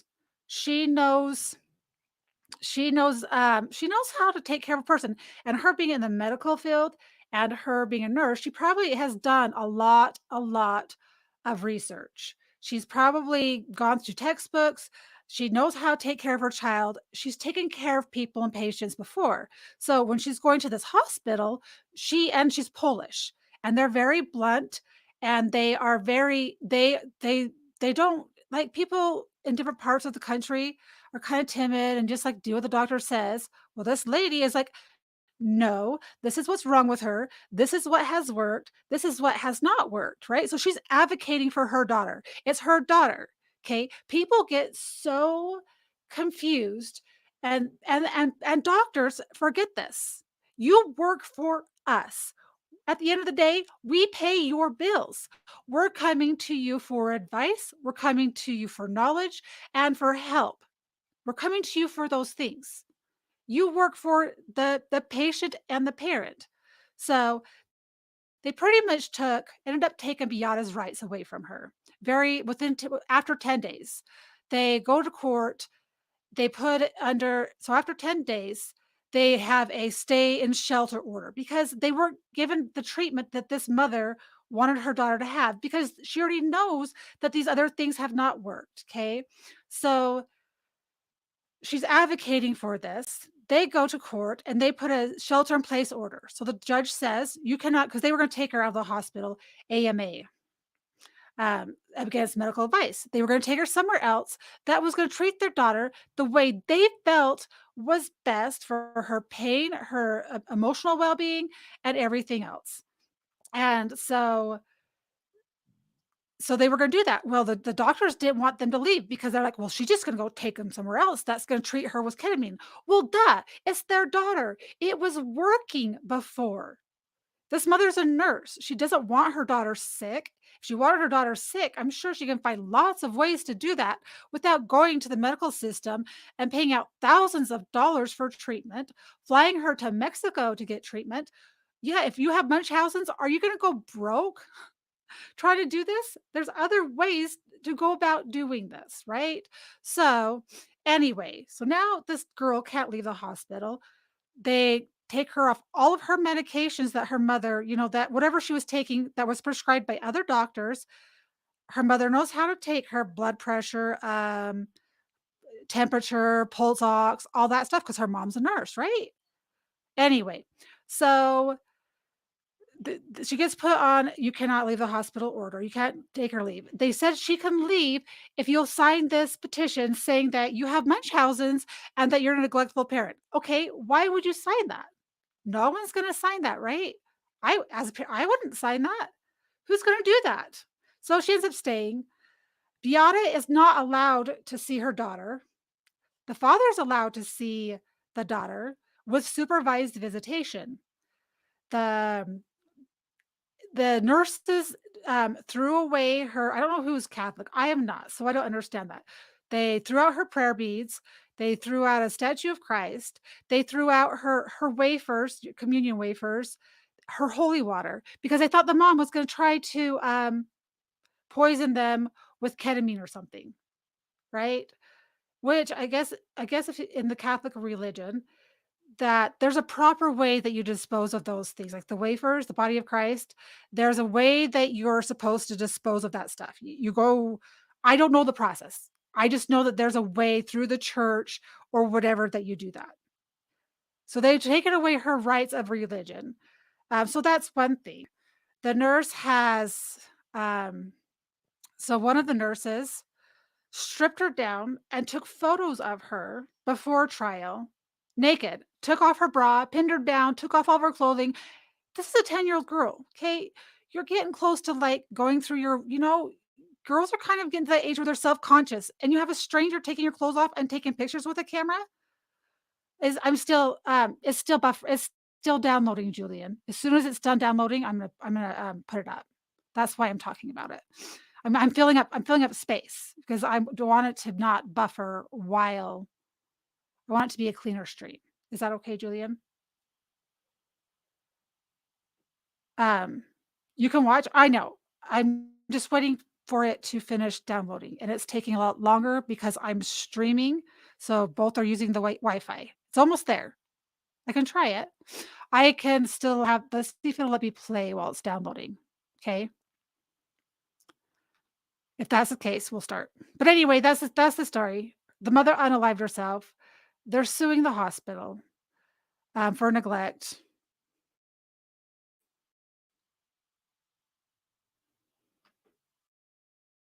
Why is it not viewing?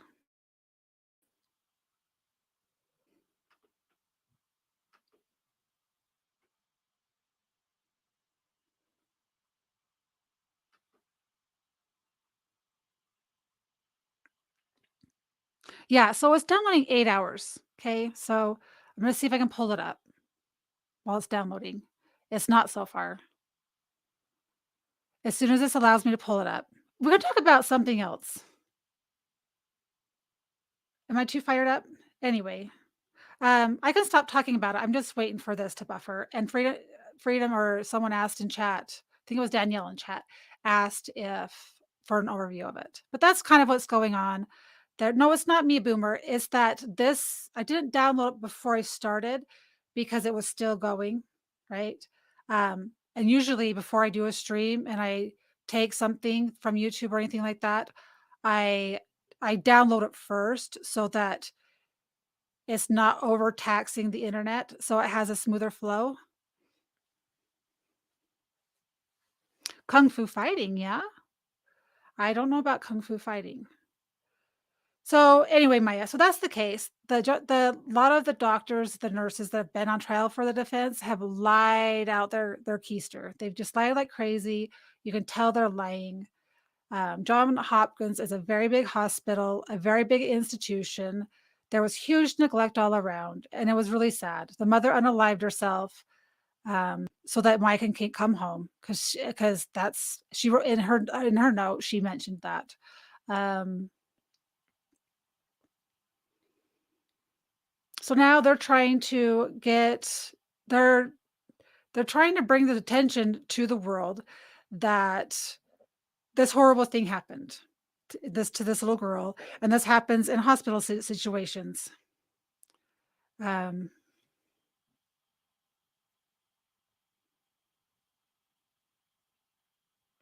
yes, they're avoiding lying, or they're trying to answer it in a way that's not really a lie, so they don't get brought up on perjury charges, but they're doing it in a way that allows them to get you know what I'm saying? Does that make sense? I wonder if I hold on, I wonder if I delete some of this crap. Remove from downloads. It'll go quicker. Maybe it's getting full. Sometimes that might be it.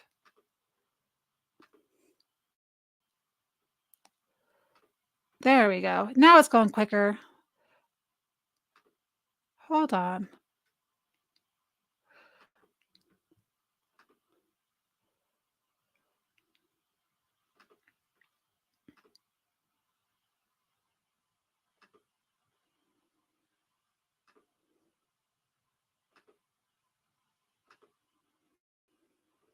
I forget that I download all the documentaries that I do. So they're all downloaded.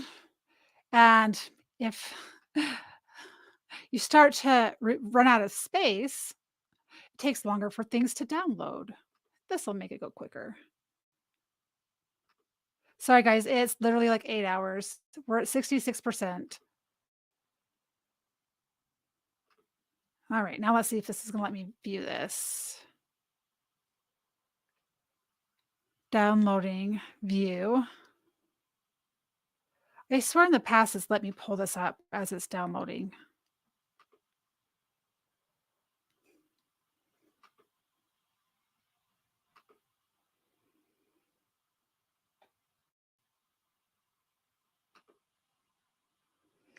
You know what? I can open up in a different window maybe.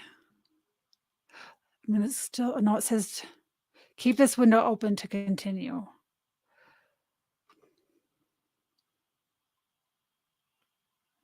Okay, so what I'm gonna do is I'm gonna open up YouTube in another tab. Nope, I can't close it. We're at 70%, so that just went a whole lot quicker. I closed a bunch of stuff. So no, this is not gonna crash. Do not curse me, Fox.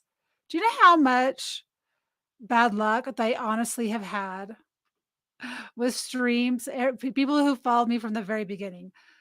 Audio not working, wind picking up during a stream, rain just decides to come through. Oh, they took more pictures down while she was asleep, saying lot? Oh, really? That's crazy. Holy crap, saying. Anyway, yes, everyone who's followed me knows I've had streams not work. I've had things not connect. I've learned to just roll with the punches. I've learned to just refresh, reset. Sometimes people are going to stay because they've been here forever with me, and I appreciate those people. Like more than you'll ever know. And that might make me sappy, so I'll try not to get all sappy. Saying I didn't know about the second batch of pictures.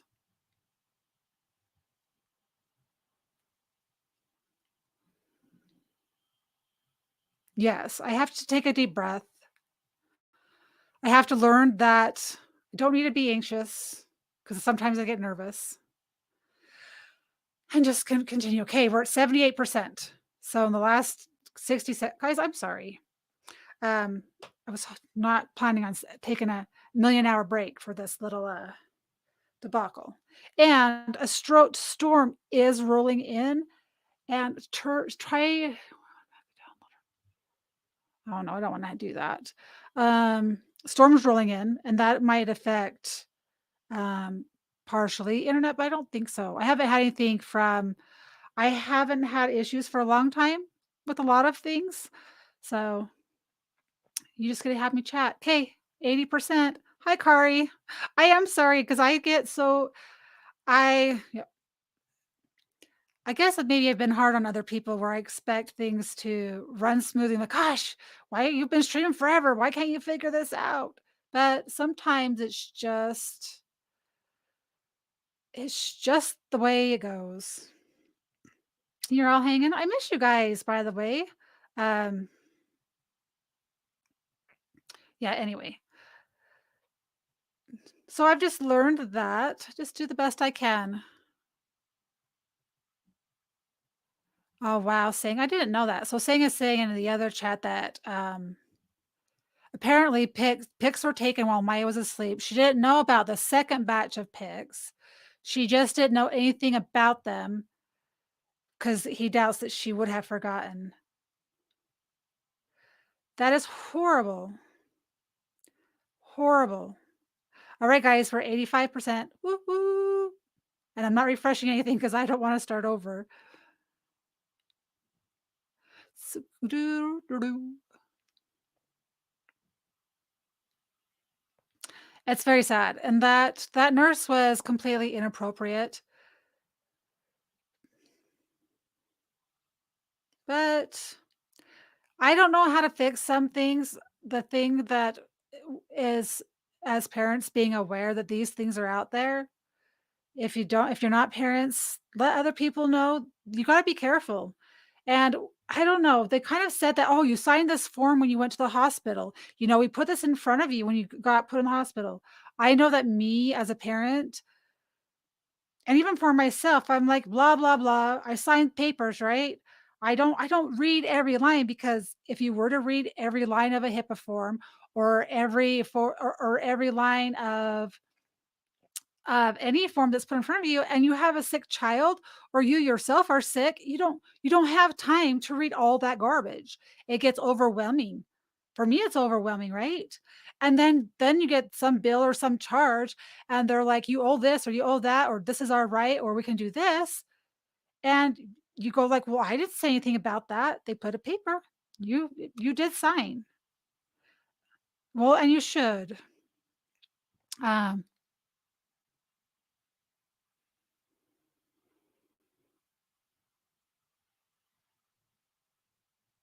yeah, I doubt she would have forgotten saying. I don't know. I've always just been I don't know. I don't know. I've gone to the emergency room where I was so sick and you don't have someone checking you in and you just sign, sign, sign, sign because it's like signing a house mortgage. When you go to buy a house, you're there for 4 hours signing papers. Just sign, sign, sign, and it's like this thick of things that you're signing. And it feels like that's our medical system anymore. It's like, what happened to doctors just being doctors and taking good care of you, taking care of your children? Like, I know they need to make money. They went to school for a lot of years. Oh, yeah. It was 4 hours of signing papers to purchase a house. Yes, because you when you go sign them, the person explains every single page, and then you sign. Next page, sign. Next page, sign. They have to explain every all the low oh, it took forever. There's so many things to sign. That's why they make that it's like signing or never mind, I can't remember the saying. Okay, we're at 99%. Woohoo.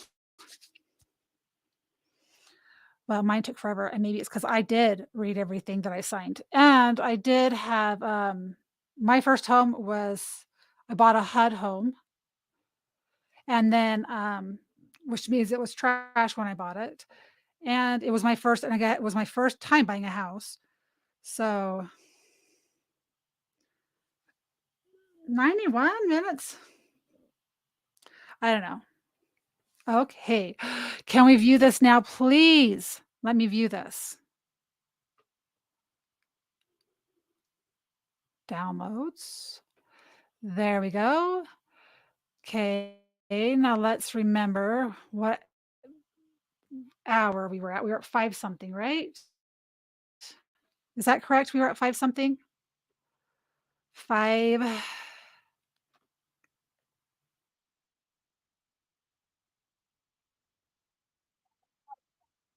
because I had to do bidding and it was a lot.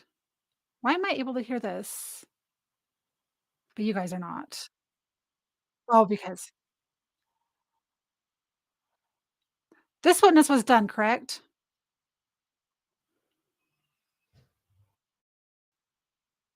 Okay. Okay, I'm pushing was he still answering jury questions, Julian? That's all I need to know. I know about what time it was. I can't remember if he was finished with his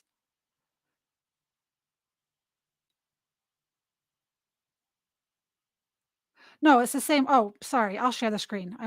Didn't have the screen on. It's the same doctor. I can't remember if he, he'd finished jury questions And then the lawyers redirected or got a chance to ask more questions. Here, I'll just push play. I was talking to you about, in other words, the photography, Okay, the it's all sitting on fixed the now. lap, all those. You never saw No, anywhere in the records any corrective action as to Ms. Beatty, did you? No, because I saw no official complaint lodged about any of those activities. That's not my question. My question was, did you see in your review any indication that anyone at Johns Hopkins took any action regarding? No, I did not.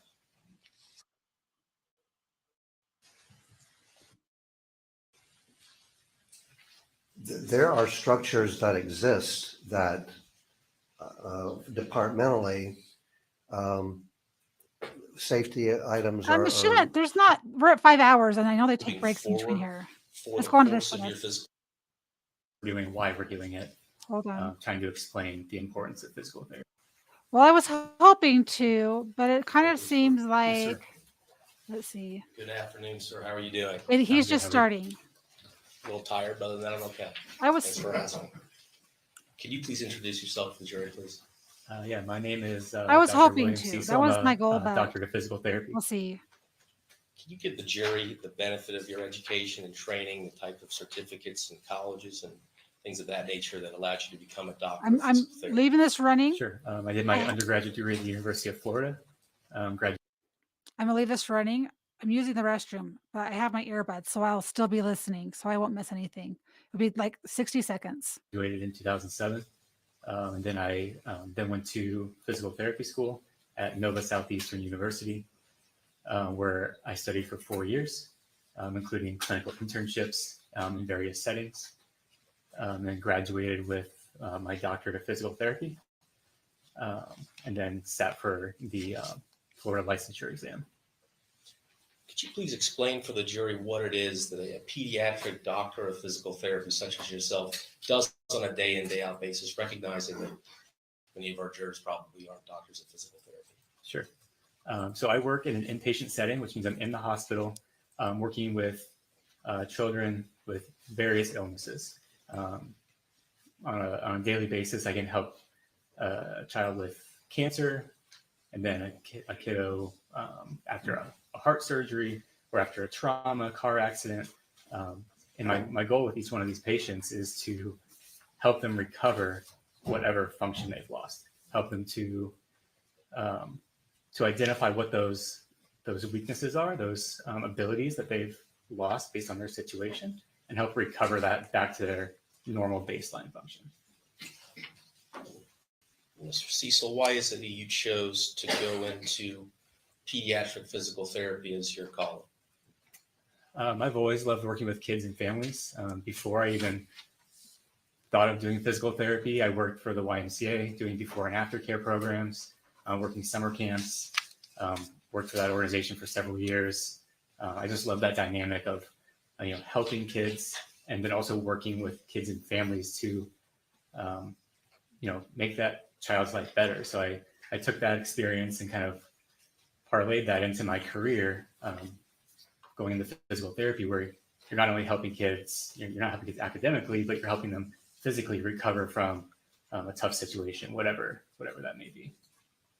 Could you please give a brief Julian, you explanation do of whatever your you gotta do, past buddy. employment history, Where'd I put my places you've phone? worked, things of that nature? Sure. So I didn't think it was gonna go I that worked for long the YMCA, either. as I said. After physical therapy school, I'm I gonna worked stay at for the long a small haul. outpatient clinic with adults for about 6 months. And then I was hired at Johns Hopkins All Children's. I had a clinical internship there prior, and I've been employed there ever since. And approximately when did you start at All Children's Hospital? I started at Johns Hopkins in 2015, and I've had continuous employment with them since. And what is your current position? I'm an acute care physical therapist. And what was your position or title at the time that you came to care for Maya Kowalski back in October through December of 2016 and into January of 2017? It's the same as it is now. Acute care physical therapy, doing the same job, same general populations. Could you give the jury a brief description of your work I almost didn't. experience within your career with complex regional pain syndrome and other amplified pain disorders? No, I won't Sure. do 2 times Um, speed. Over I my refuse. career, most of that at Johns Hopkins, Is it I've had lagging for you significant guys again? experience with CRPS patients in chronic pain. I I'm wonder one if of my the kid's on primary the therapists in our CRPS program, um, who's worked with I dozens just of don't like CRPS and to you chronic pain during patients trials, over I that think period. Um, let me pause. you know, I don't want to talk over this guy. I can skip ahead other parts if you want.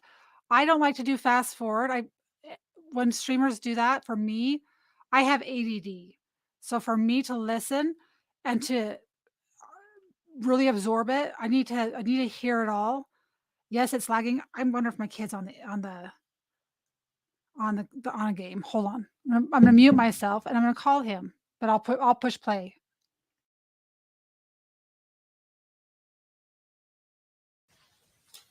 doing various, during different programs, even when I worked outpatient for a short period of time, saw patients in that setting also.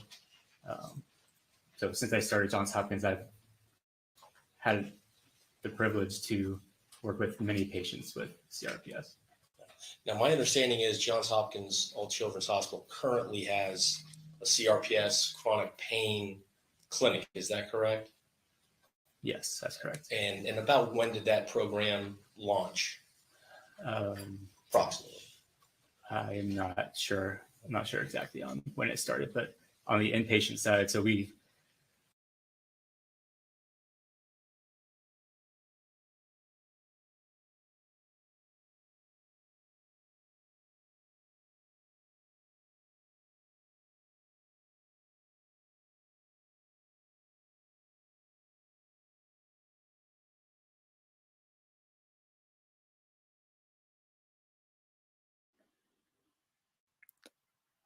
Oh, I don't think I'm frozen. I wonder if I close down YouTube and reopen it. Yeah, it's stuck because I pushed pause on my end. It's just going in a circle. Hold on. Where's my mouse thinger?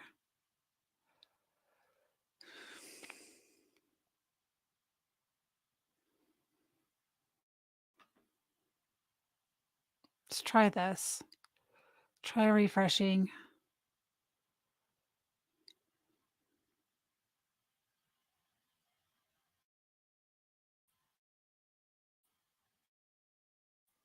Well, no, that's what I was doing before, and I thought it was Children's because Hospital currently has a CRPS chronic I pain did refresh it, clinic. Julian, Is before that I correct? downloaded it. yes, that's correct. That's why Approximately. I am not I did do sure. that, I'm not Julian. That's why I chose to download it because it didn't work. sure exactly on when it started, but on the inpatient side, so we use our outpatient clinic and our inpatient facility as part of that program. I work on the inpatient side, so I'm not sure on the outpatient side when that exactly started. And at the time you cared for Maya Kowalski, did Johns Hopkins All Children's Hospital have a CRPS clinic at that time? No, sir. Okay. Do you notice any difference with the way that you treated Maya No, Kowalski 'cause back in as I'm 2016 with the watching it on modalities the that you currently screen that I'm employ with sharing, the it's CRPS fine. clinic at Johns Hopkins? It's crystal Sure. clear. So reviewing the notes from Maya, everything I did It's with not her working back for in you guys right now? 2016 are the same types of treatments that we use now. Because right now it looks like Any it's patient who working. has CRPS, the goal of the physical therapist is to assess the deficits, find what's hard for them to do, and then come up with a treatment plan to improve those deficits. Yeah. And the strategies we use then 'Cause I can see streamer are the here same exact strategies we and use that now. here, Nothing has and changed. they're Well, the going on jury's there. heard some testimony that complex regional pain syndrome is a regional syndrome. What does that mean to you as a doctor of physical therapy? Objection, Region. beyond scope, improper foundation, predicate as to. Compartment regional syndrome, CRP. Overruled, you can answer. So Well, I don't regional for want it working me would enough. indicate kind of one area of the body, one location, whether it's a leg or an arm, not a global full body syndrome or experience. Hold on. Now, I'd like to take you back in time to October, November December of 2016 and into January of 2017 in your care with Maya Kowalski. Do you have any recollection as you sit here today of your treatment of Maya Kowalski? Yes, I remember Maya well. She was easy to get along with. She was very pleasant whenever I worked with her. Um, some things that come to mind is like there's very distinct inconsistencies with how she participated and presented during her therapy sessions. Um, Oftentimes she would refuse to do certain things that she did days before or in previous sessions. Um, and we had a hard time. I had a hard time educating her. She was very resistant to any education I tried to provide to her on what we're doing, why we're doing it, trying to explain the importance of physical therapy. Now, the jury is going to have an opportunity to look at some of your notes today, and all of your notes will be in evidence as well. I see here that you personally provided 21 sessions of physical therapy over approximately 20 hours. Does that comport with your review of the records? That sounds correct. Okay. And I believe there was somebody else in the PT department that also handled some of Maya Kowalski's consults as well. Yes, sir. Do you recall who that individual was? Her name's Elizabeth Harper. But fair to say you handled the majority of the PT sessions during Maya Kowalski's hospitalization at L Children's. I believe that's correct. Why don't you tell the jury a little bit about your relationship that you had with Maya Kowalski over the course of those 21 sessions? Sure. Like I said, it was very, very pleasant. I would enter her room and talk to her, kind of see how she was doing that day. We would talk about what the plan is for that day. I would give some goals, things that I would like to see her do. Oftentimes she would kind of push back on that, and there's things that she refused to do frequently. But we worked together as a team trying to achieve some goals that I had said and we had discussed together to improve her function. Never pushing her to do things that she was ever uncomfortable with or things that she never agreed to. But coming up with that plan together, which is really an important role for the physical therapist, right? We need our patients to buy in and build rapport with us so that we can make improvement over whether it's a short period of time or a long period of time. Now, when you started out with Maya Kowalski in October of 2016, did you formulate a kind of a game plan moving forward for the course of your physical therapy treatments with her? Yeah, so initially, I wasn't the one who performed her initial evaluation, but reviewed those notes, kind of saw what she was able to do at that point. And in your mind as a physical therapist, you're always assessing. You're always trying to find those weaknesses, find where we're improving and where we can make steps forward. So that with an eventual goal of being able to get back to normal life, whether that's walking or running or participating in activities. So you come up with a game plan, maybe initially, but every single time you see that patient, you're reassessing, you're re-examining that patient and seeing where they are that day compared to the previous days.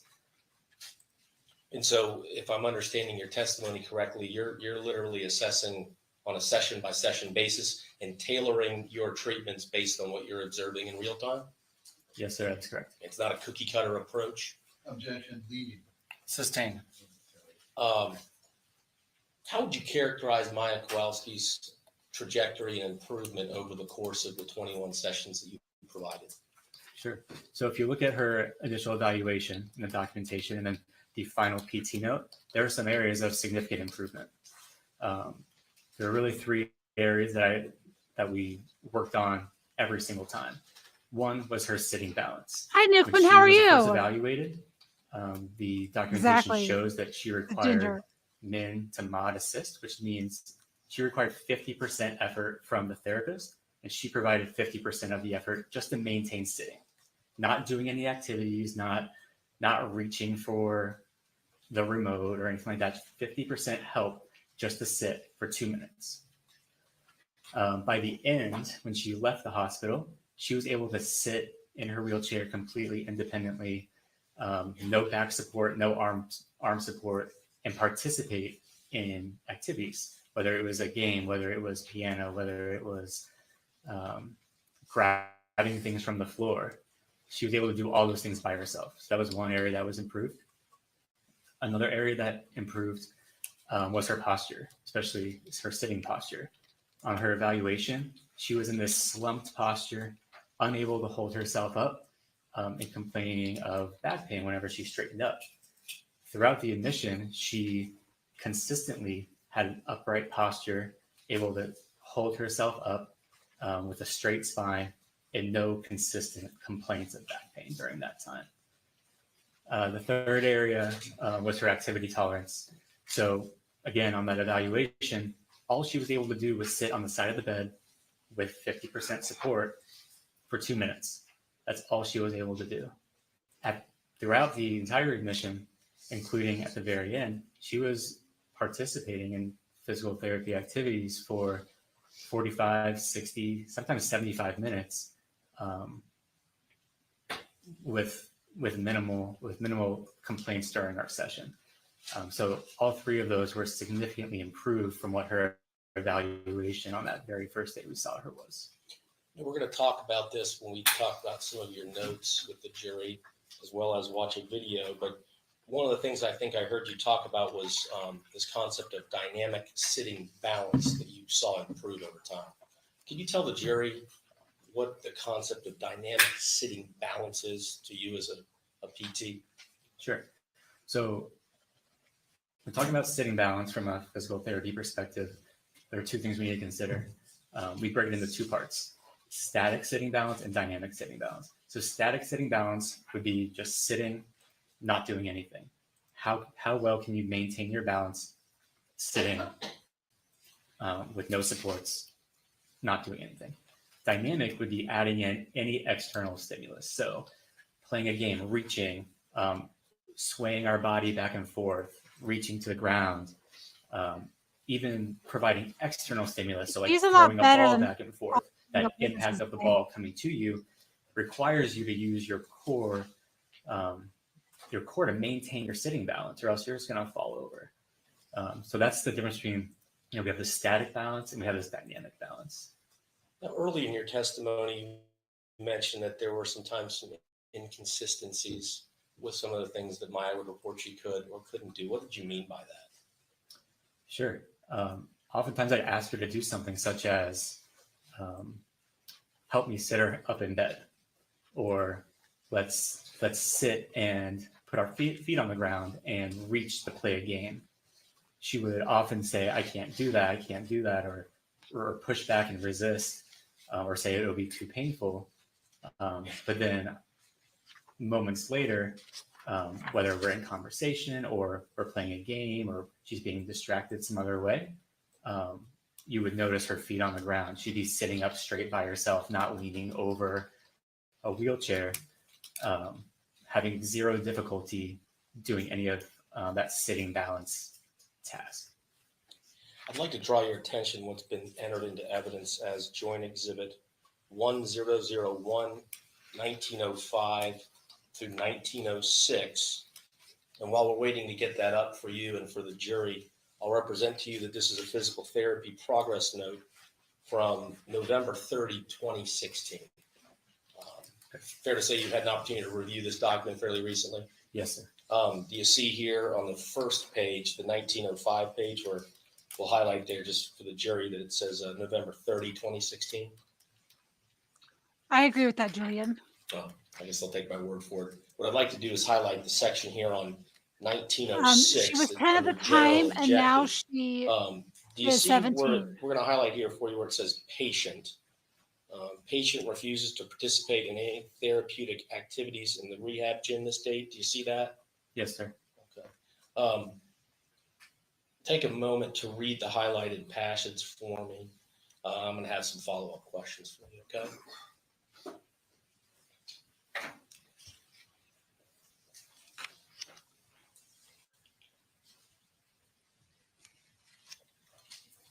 You can continue the highlighting for another couple sentences, please. All the way through to unable to repeat.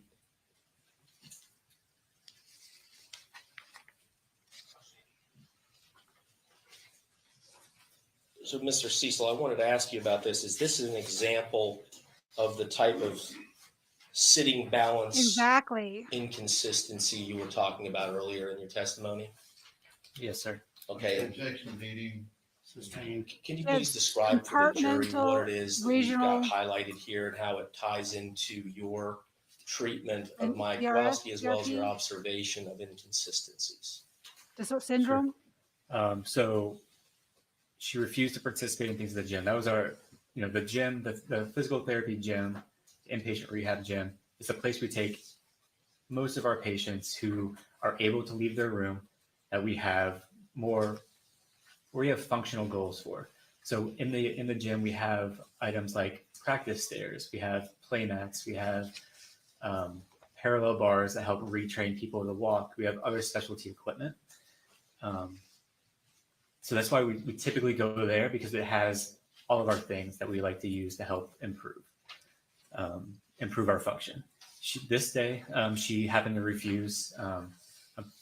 We had a conversation that. Hold on 1 second. Hold on. Um,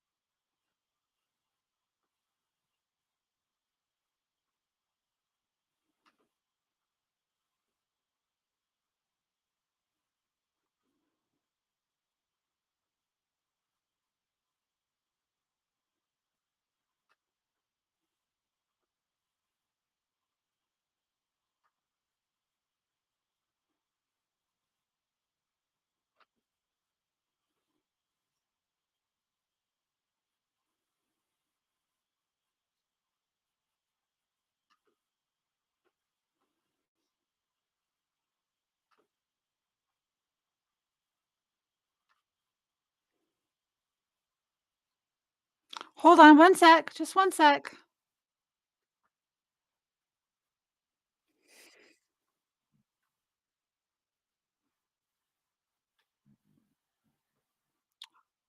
What are we waiting for? Hold on. It's coming right now. Hold on. Okay, I'm putting it back on. 1 sec.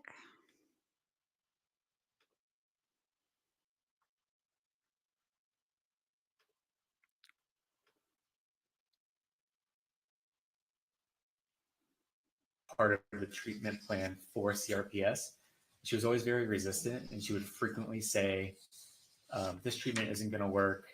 Um, Physical therapy isn't the treatment I need. I only need ketamine.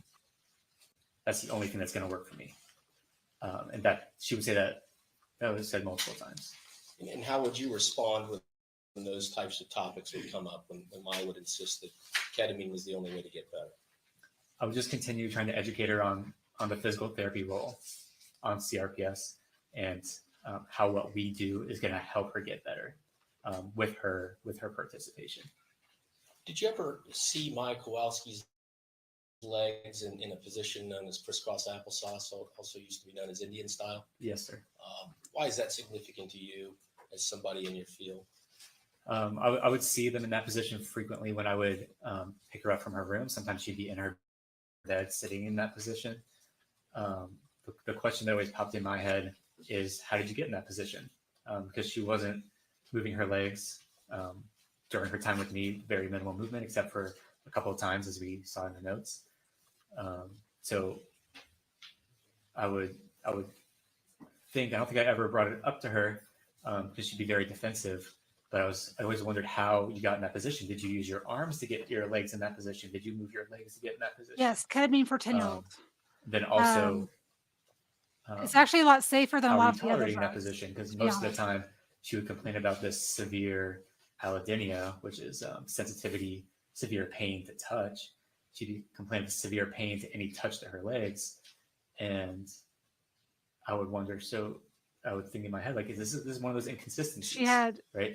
She was able to Her- tolerate this her- crisscross position with her legs on top of each other. compartmental But any other touch from a regional provider, including me, syndrome, would CRS. cause severe pain complaints. Do you remember any types of clothing like or jewelry that phantom Maya leg Kowalski syndrome. used to wear? And if so, Kind of like, it's how more is that neurological. significant to your observations? She wore a variety of different clothing. I remember wearing shorts, pants, leggings, various things during our session, and the same kind of thing. Like, Touch was you know, painful. and if I tried to help her do a leg kick together, assisted, she wouldn't tolerate it. But this material on her legs didn't seem to cause a problem. So just another inconsistency. Now, despite these inconsistencies, though, you didn't give up on Maya, did you? Never. I never give up on anyone. Never. Why don't you tell the jury a We were little bit Were about perfect. the continual efforts you made, including all the way through towards the end of the physical therapy with Maya Kowalski? My goal the first time I saw her was to help her get better. I wanted her to leave our hospital walking. I wanted her to leave there walking, be able to go back What to happened school, to me? I'm walk around special. school, do Okay? the activities she wanted to do. Special.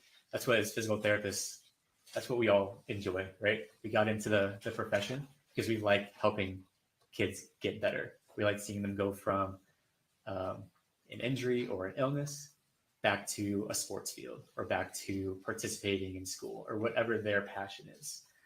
So that was my goal for her all the way through. So using the therapy techniques, the exercises, the activities to try to help her get stronger and more active. That was my goal all the way through. Me? Now, at the very No. end of your 21 sessions with Maya Kowalski, in fact, I think it's one of the last, if not the last. In the line other chat, I in have your Newcomen charting, and Sane. You noted that Maya, quote, displays functional So far that I can strength to see. complete tasks, but when asked to perform specific activities, she actively Danielle's not presents talking with very impaired much, function. and neither is Fox. That's I a little think bit he's of a watching. mouthful, so why don't you break that down for the jury and describe what you're explaining there as you kind of finished up and wrapped up with your sessions with Maya Kowalski. Do you happen to have it on the monitor so I can reference it? Or can I actually don't, but you say it one more time for me? yeah, please? she displays functional strength to complete tasks, Mr. but when asked, Why don't we just hand it to him? Let's not read things and let's not read it twice. can I approach? Sure. I apologize, Jerry. Thank you. All right, so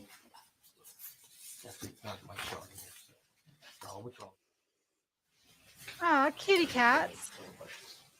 Here, let's speed through Hold on a this. second. You all come up, please.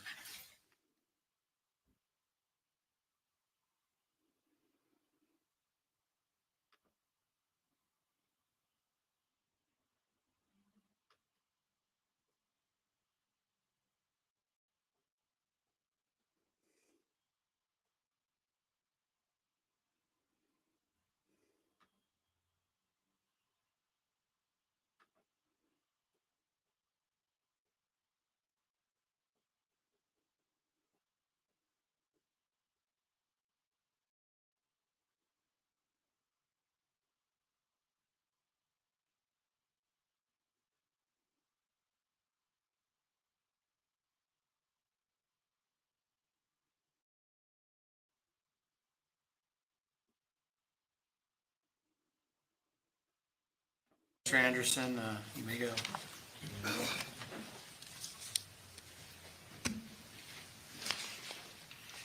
Have you ever heard of the term What's gaining confirmation volume? bias? Gains volume?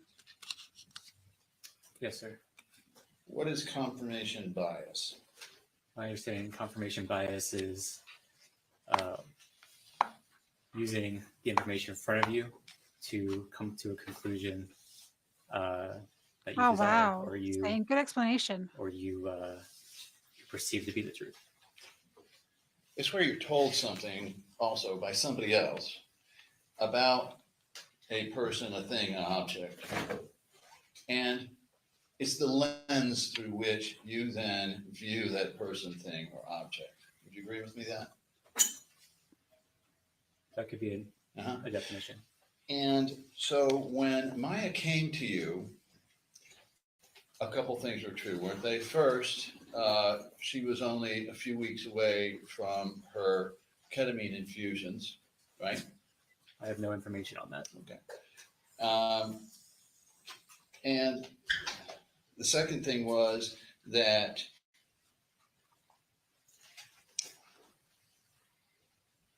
well, let me go back.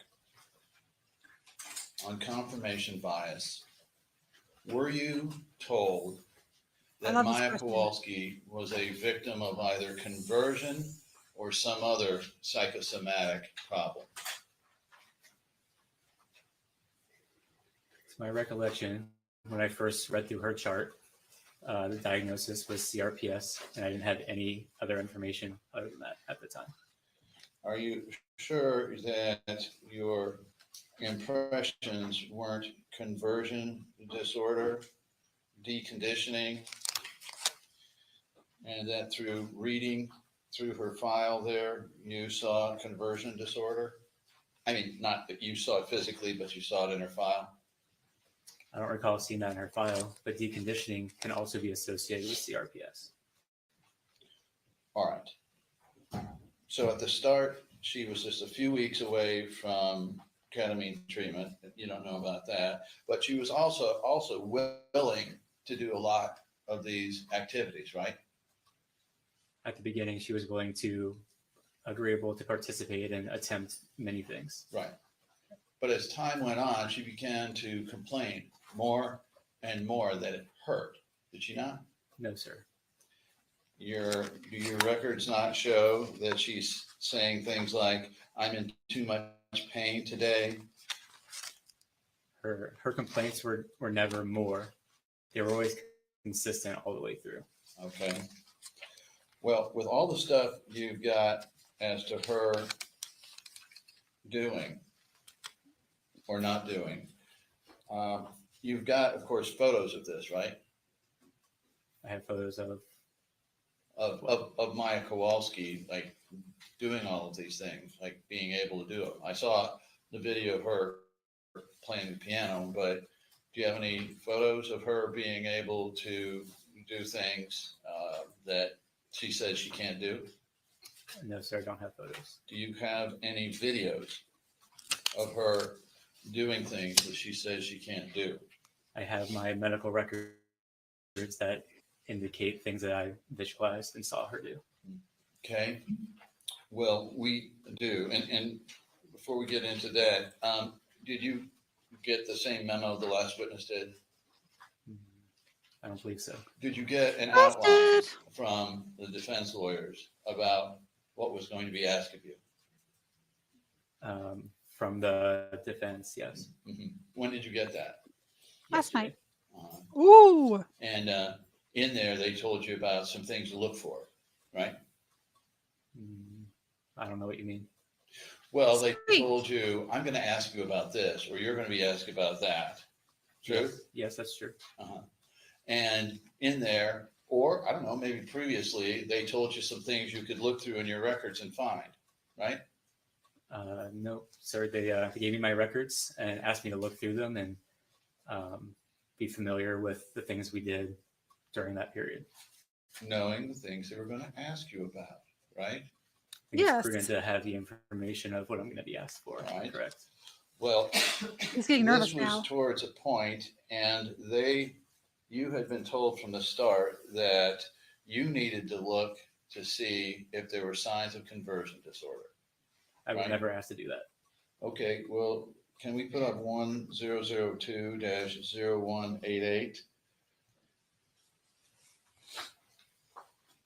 And at the bottom there, above chronic pain, we highlight that. Let's see. Now you got to go. Yeah, there you go. You see that? I do. How'd that conversion disorder get in there if you didn't know anything about it?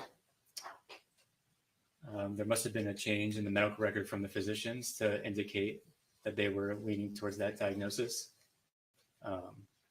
So that goes into my documentation as a physical therapist. Well, Deep conditioning and it's your physical conversion therapy disorder. report, is it not? Yes. Are you saying somebody broke into your physical therapy report and put conversion disorder in there? No, I'm saying at some point that I don't recall, in the medical record, her diagnosis must have changed from the physicians to include that. And that way it goes in my order because I work based off a physician order. Right.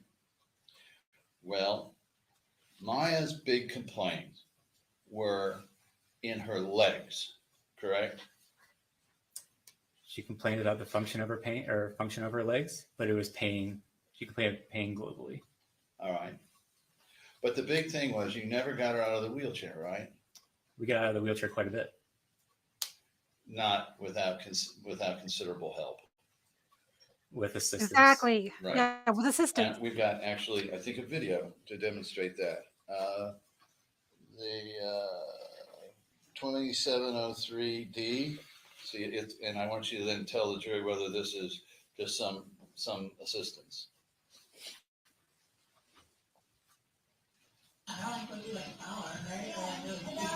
Is that you? Yes, sir. Oh, really? If she has your body pressure, it should be helping a little bit. I want to try to do. Did Freedom leave? Is that you? What you do with that? Yes, sir. That's me. Don't tell her. You have to see it, not not. So I'm gonna help you, but I want you to try to get your feet flat on the ground. I'll hold you up. Your feet flat. Put your feet down. Hurry, hurry longer.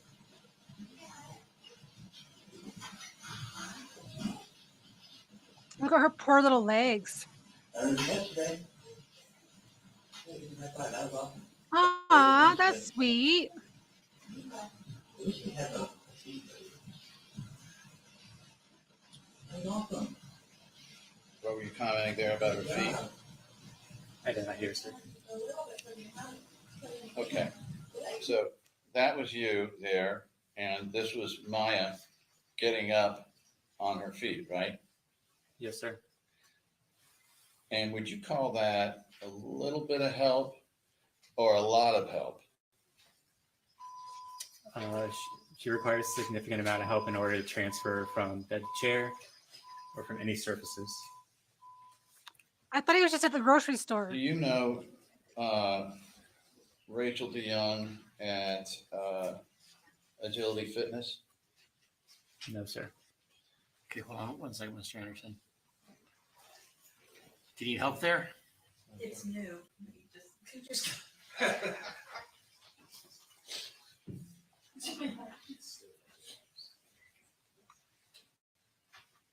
Sorry. All right, do we have it off now? There you go. Okay. Totally no problem. Happened to me the whole time. Okay, where were we?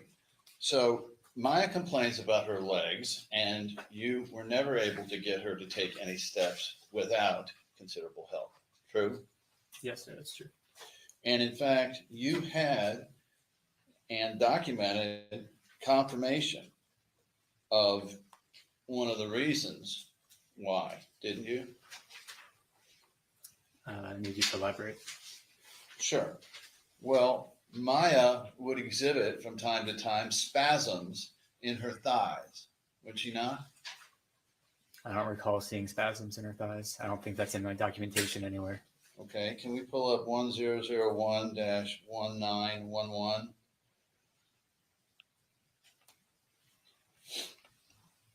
Let's look at about the, I guess it'd be 1, 2, 3, 4 lines down in the center. Highlight, please.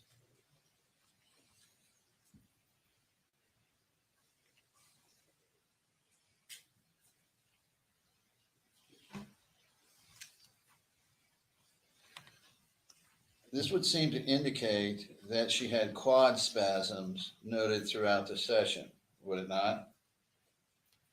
This indicates that she only had quad spasms when I passively moved her legs, which means she wasn't helping. I lifted them up to work on that range of motion and put them back down. Well, you just said you didn't document spasms. Will you agree with me now that you documented what are quads? Quads are in your leg, right? Quads are Yes. the muscles in the top of the front Yes. top of your leg. Yes, Right. sir. Hold on a And second, one second. Do you want to just put it in the back room? I mean, it's not the 220 national alert. Phone alert. You can continue, Mr. Anderson. Is there okay?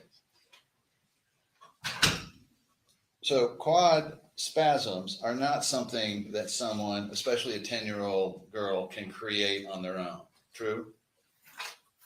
I would say that's true. You had objective signs there that in the biggest muscles in her legs, when you move them in certain manners, she had spasms, Yes. right? In this instance, yes, that's true. And throughout all of your therapy, this was the big thing with her. She did not think she could get up on her legs without, well, because of pain and or loss of, I guess, motive power or strength, right? So spasms can be indicative of many things. Spasms can be You've a already sign of watched this weakness, one time, which we Sing? know she had. Aw, thanks for being here. Well, I just ask you, sir, whether quad spasms are an involuntary action, right? Yes. Okay. And she complained of difficulty moving when she activated her quadratus muscles, right? This is a passive movement, so she wasn't activating any of these muscles. I understand that.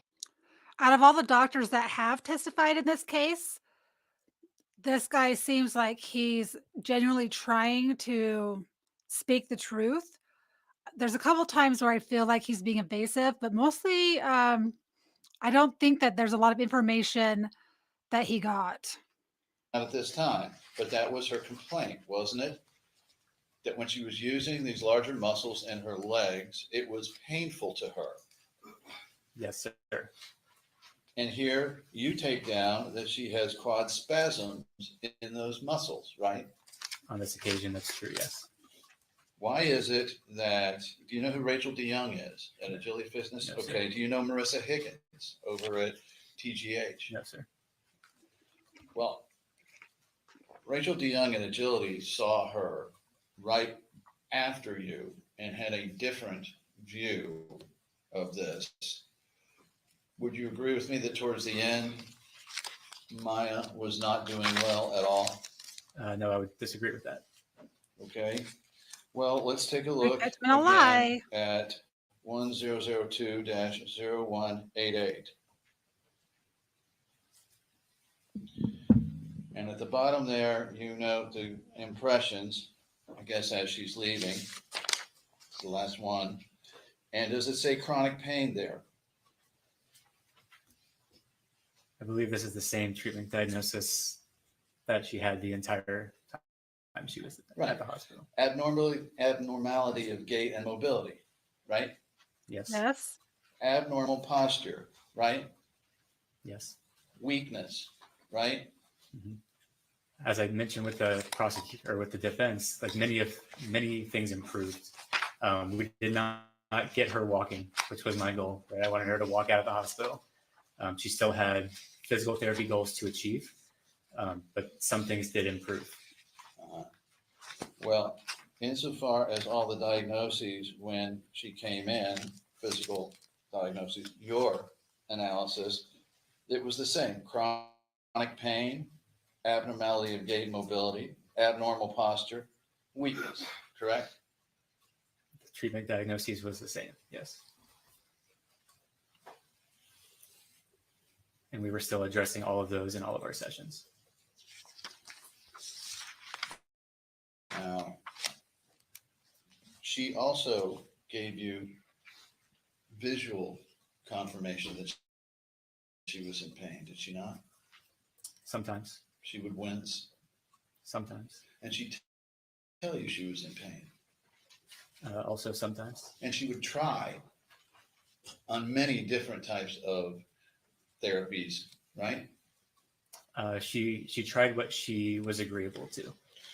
Frequently on pretty much every session, I would ask her to do things, and she would refuse. And I wouldn't push her past that point of what she refused to do. Because she would say she was in pain, right?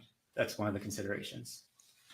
And by the end here, she had been some 2.5 months away from the pain medication that helped her, right? I have no knowledge of that. Okay.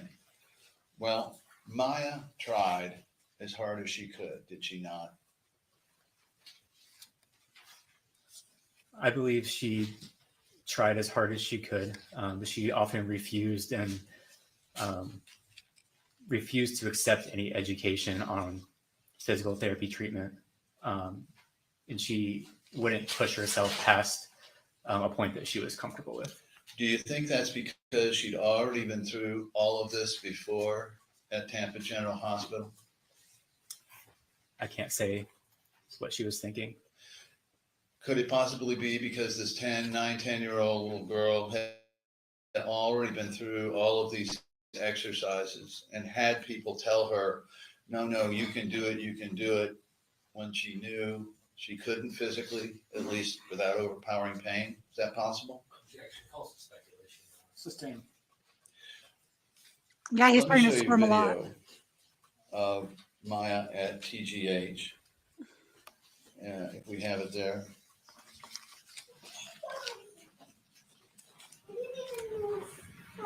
This is so sad. I'll represent to you, this is at TGH in summer of 2015. This is when she's 9. 9 years old here. There we go. Okay, come on, let's.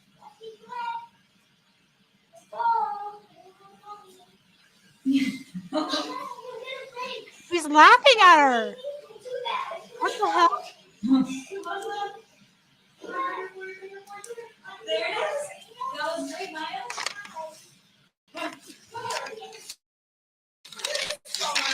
How can they say that her feet aren't turning in? Yeah. Very good. Very good. Maya. Very up, Percy. Come on.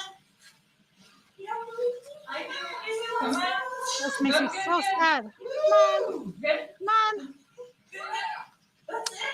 Maya, that's awesome. Very good. Okay. You almost my mommy. Almost there. I have to tilt her that way. Yeah. There we go. That is so sad. You both are getting over that, aren't you? Okay. We just want to cheer her on right now. Would you agree with me that that little Aw. girl's trying? Yes, sir, I would. What are those boots she has on? Those are called AFOs, ankle foot orthoses. And why are they put on? Those are put on to help her foot stay in a flex position in order to help prevent foot Very drag sad. or trips and falls. Well, the jury's seen multiple photographs of Maya Kowalski's feet in that position. Are you still contending that she did not have the dystonia in her feet through the entire time she was there? So my experience with dystonia is them being in a down position. Just being in a down, relaxed position is not dystonia. I really get so sick and tired of these doctors just trying to deflect, minimize, change the definition. They're like constantly, it's a constant theme. It's like, why can't you just be honest? You know it's there. They must, I mean, I guess John Hopkins is a very renowned hospital. I don't know if they're threatened with losing their job or whatever. I mean, maybe they're afraid. That's what we call either foot drop or a muscle weakness in the muscle that's in the front of our leg. Dystonia is something very different, having to do with the muscle in the the neuro relationship, causing the foot to maintain in a fixed position. So Marissa Higgins at TGH and those doctors there, they were not trying to treat dystonia with those boots. Objection, having witness comment on the opinion of That's not common. Sustained. Well, why is it that every other therapist has testified saw Maya with dystonia both before and Probably, after yeah. her Johns Better hope they Hopkins keep their job. treatment, and you found there is none? Same objection, also calls for speculation and lack of foundation. Sustained. How could it be Yes, nuclear. that in October, from June, July, August, September, into October, those physical therapists found that she did have conversion? There's photographs of conversion. Same. And then after Johns Hopkins in January, through the next 4 months, there are photographs and physical therapists that have testified that she had this dystonia, and yet she did not have it in the period that you have. Same triad of objection, Your Honor. Sustained. Is it more likely that you're describing dystonia, but trying to describe it as it's not dystonia? Yes. No, sir. My experience with my own Guys. feet were always in a down, relaxed position. And Oh, if they were to so retarded. touch the ground or move on the ground, her ankles Such, were flexible. yes. My experience with dystonia is once your feet are kind of locked in that inward or down or outward position, very little can be done to help move them. Even Nice. maximal force to kind of move it out of that position could be very difficult. Whereas I always observed her with her feet in a down, relaxed position. So you're saying you think Maya was trying to keep her feet in that position? No, sir, I don't. All right. That's just the relaxed resting position of all of us. In point of fact, Maya, you were looking, I guess, for signs of paralysis. I personally I don't recall looking for specific signs of paralysis. My job as a physical therapist is to assess the patient and to find those limitations, whether it's weakness, decreased range of motion, movement deficits, and come up with a treatment plan to treat those deficits, not to make a medical diagnosis. Do you contend that CRPS, one of the Okay, guys, we keep hearing the word dystonia. So let me give you a definition that's not coming from the doctors who don't want you to know what it is. Let's see right here. Hold on. Dystonia is a neurological disorder that causes painful muscle spasms. Dystonia is a movement disorder in which some of your body muscles contract in ways you cannot control. This can cause your body to twist and move in awkward ways. So it's not always like all of a sudden you're just constantly like spasmed and tight. It can just be sometimes, right? Dystonia can affect one muscle, a muscle group, or your entire body. Dystonia affects about 1% of the population, and you're more likely to have it if you're assigned female at birth. So it's not like the main symptoms of dystonia is uncontrollable muscle movements. They can be severe or mild. Anyway, so it's like someone with Parkinson's isn't always having it, so it can happen with Parkinson's patients as well. So you're not always going to be in that tight position. So what he is saying and describing is false.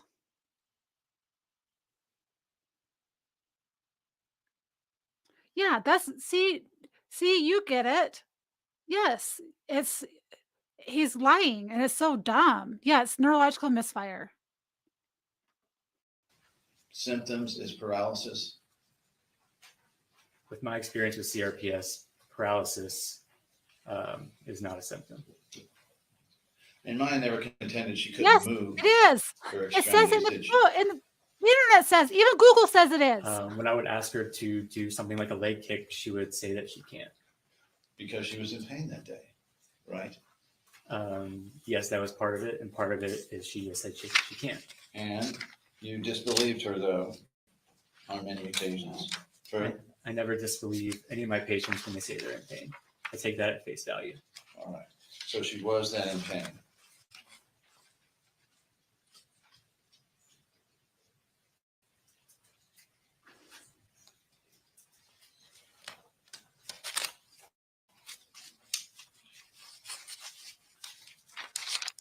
Oh my gosh. So he just says he just said that in his experience that dystonia is not a symptom of CRPS. Okay. I just put in dystonia symptom, okay, as a Google search. Dystonia is a character is CRPS. Dystonia is characterized by a sudden onset, immobile, dystonic posture that does not return to a neutral position with active or passive manipulation, right? So if you're actively by yourself trying to move it, it's kind of difficult. And if it's passive and you just let it sit there, it's going to return back. It's just going to stay in that position. So even Google, who is very biased, says that that's the definition. And you're a doctor. You're a physical therapist. I'm sure it's all right.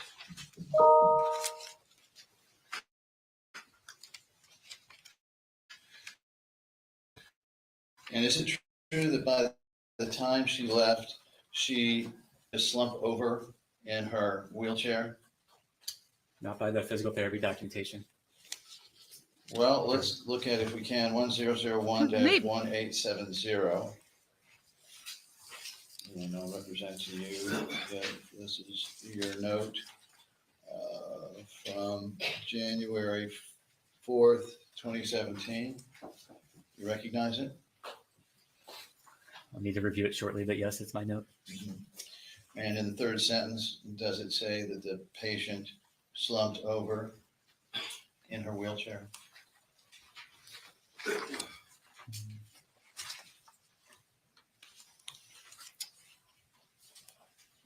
This was the very beginning of the session where we sat on the side of the bed. And while we were getting prepared to get into the wheelchair, she had slumped to the side. I just asked you, it said she was slumped to the side in her wheelchair. No, sir. It says she slumped to the side on her bed.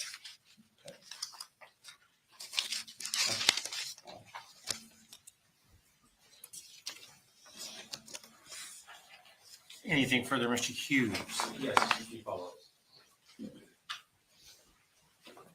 Got totally So new. Cecil, do you remember Mr. Anderson asking you some questions about whether or not Maya Kowalski improved over the course of her physical therapy treatments with you? Yes, sir. Can you please describe to the jury the type of improvements that you observed over the course of the approximately 3 months that Maya Kowalski was in the physical therapy service at All Children's Hospital? I couldn't either. So we, like I said earlier, there's three main areas we saw significant improvement. One was that sitting balance, ability to sit independently in a wheelchair, participating in activities. We saw it in the video of her playing the piano. That was consistent throughout at the time she was with us, especially near the end. The second was her posture. She improved from this slumped assisted posture to an upright posture with no assistance, no visual or verbal complaints of pain during activity in that sitting position, oftentimes smiling, having fun playing games or talking about things that she enjoyed. The last one is her activity tolerance. So going from being able to do 1 to 2 minutes of sitting with assistance in severe pain to doing enjoyable activities, including in the documentation, we oftentimes got from her wheelchair down to a playmat. And she laid on her stomach, propped on her elbows with her back extended, reaching and playing with games, or different various positions that she would be agreeable to, that we would try. So all three of those All right, areas. guys. we I think I'm gonna improved. fast forward You know, to I wish jury that we could have questions. What do you guys think about progressed her that? more in the standing and walking. Like I said, that was I the really big want to hear goal. We defense, just have him just lie didn't some get there. more. Mr. Cecil, do you recall being asked by Mr. Anderson about some documentation you had of quadricep spasm, I believe? Yes, sir. And that was during passive motion, I think you said? That's correct. That's what the documentation said. Now, I think you also said that spasm can be a sign of weakness. Did I hear that correctly? Yes. Objection leading. Let's hear the next question. Sure. In your experience as a doctor of physical therapy, can the fact that a patient has been in a wheelchair since, in this case, July 4th of 2015, be the type of weakness that could lead to spasm? Objection leading, yes or no answer.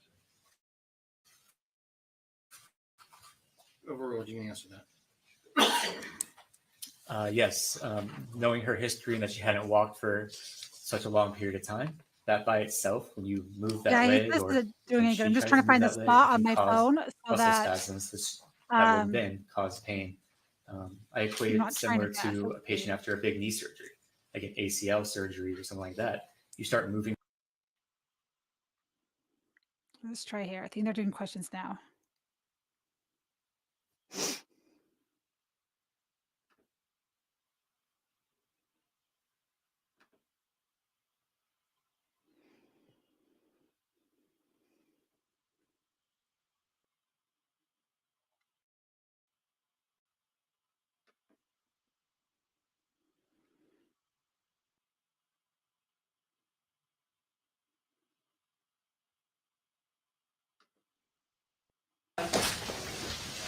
Judge, I misspoke, just for the judge, for the court, the maladep is 58 minutes and 55 seconds. You leaned forward and leaned into it and participated in bed. I love how these quacks are always And like no media, correct? at the No end one approached you, they're correct? looking at the jury, trying to appeal to In the them. questions, there was a request for the dates of the various videos that were shown to this witness. And I'm just going to tell you the dates of those videos. The Tampa General Hospital video was August 14th, 2015. The EEG video was the October 20th, 2016. The piano in the lobby was January 3rd, 2017. Members of the jury, I went over these questions with the lawyers outside of Dr. Cecil's presence, so this will be the first time he's heard these.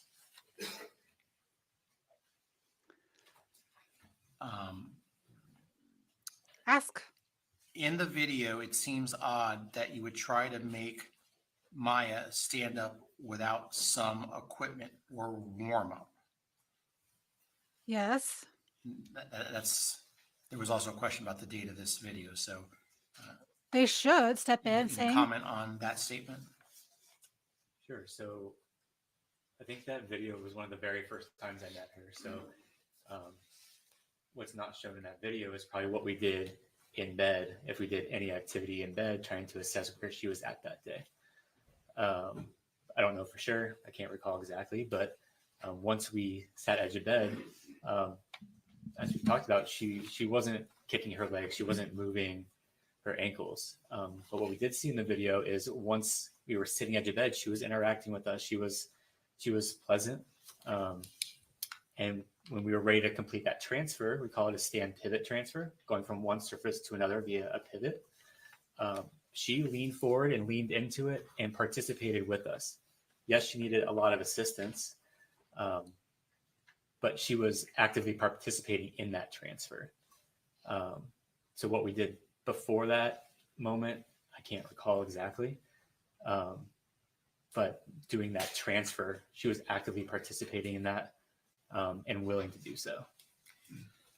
Does it not seem reasonable Maya would be moving and sitting better during the piano video, given it was January 3rd, 2017, and she would have had numerous physical therapy sessions? years later, 2 years later. Yes, exactly. I think that's That's exactly the point, is that we've been working with her that entire time, working on sitting activities. So it's entirely reasonable that her sitting is better, because that's a lot of what we worked on. We were working on core strength, core stability, sitting balance, Yes. dynamic sitting balance. So I think it's entirely reasonable that by January that it improves, because that is the majority of what we were working on.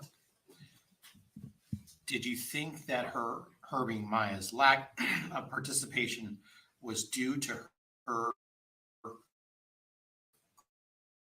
growing depression with being away from home? Yeah. That. I'm not a psychologist, but I can comment on depression or anything of that sort. I think that's outside of my scope of practice. So, Is distraction a typical tool to use in PT with children? yes, I think it's one of the most common tools that we use. Sometimes we see kids of all Good ages, question. and when we're in the hospital, they're focused on a lot of the things other than what we want or need them to do. So for Maya, we use distraction to get her focus off of the pain and onto an activity to improve her strength and function. For another patient, say like a 3-year-old who has cancer, we might use play as a distraction. Instead of, we're not going to engage in conversation with a 3-year-old, but we're going to present toys that they enjoy or an activity that they enjoy at home in order to distract them from all of the lines and tubes and everything else going around them in the hospital, to focus on the task to improve their function or whatever their goals are. Before caring for Maya, had you had any formal training provided by Johns Hopkins on CRPS? Yes, I had. So when I was a student, I had a clinical internship at Johns Hopkins, all children's in their outpatient sports clinic. And during that time, we had seen several CRPS patients. So at that time, I was under the clinical supervision of a licensed therapist, and we had frequent discussions about what proper treatment is for patients with that condition. Also, when I became licensed and got hired as an employee at Johns Hopkins, when you're a new employee, you have clinical mentors you can throw ideas off of, treatment ideas, things like that. As was brought up, there was another PT who was also Reflection. treating Maya at the same time. So we would frequently go back and forth with treatment ideas or techniques or things that we could try during various sessions. So there was a significant support in training, I feel, prior to seeing Maya. Before caring for Maya, how many CRPS patients had you cared for? So prior to seeing Maya, I finished that 4-year degree in physical therapy school where we talk about chronic pain. We talk about CRPS and proper treatment. I had seen That was not the question. How many? 2 or 3 maybe How during my clinical internship, maybe many? 4. And then while I was licensed before Maya, between my outpatient experience and inpatient experience, it was probably around 5. So in children ages 5 to 12, 1.5 in every 100,000 children get diagnosed with it. So the fact that he said he's seen this many people in his time, to me, does not seem very believable. Is it more common to have a spasm with passive movement on a limb that has not been moved in a long time? Can you repeat that one more time? Sorry. Is it more common to have a spasm with passive movement on a limb that has not been moved in a long time?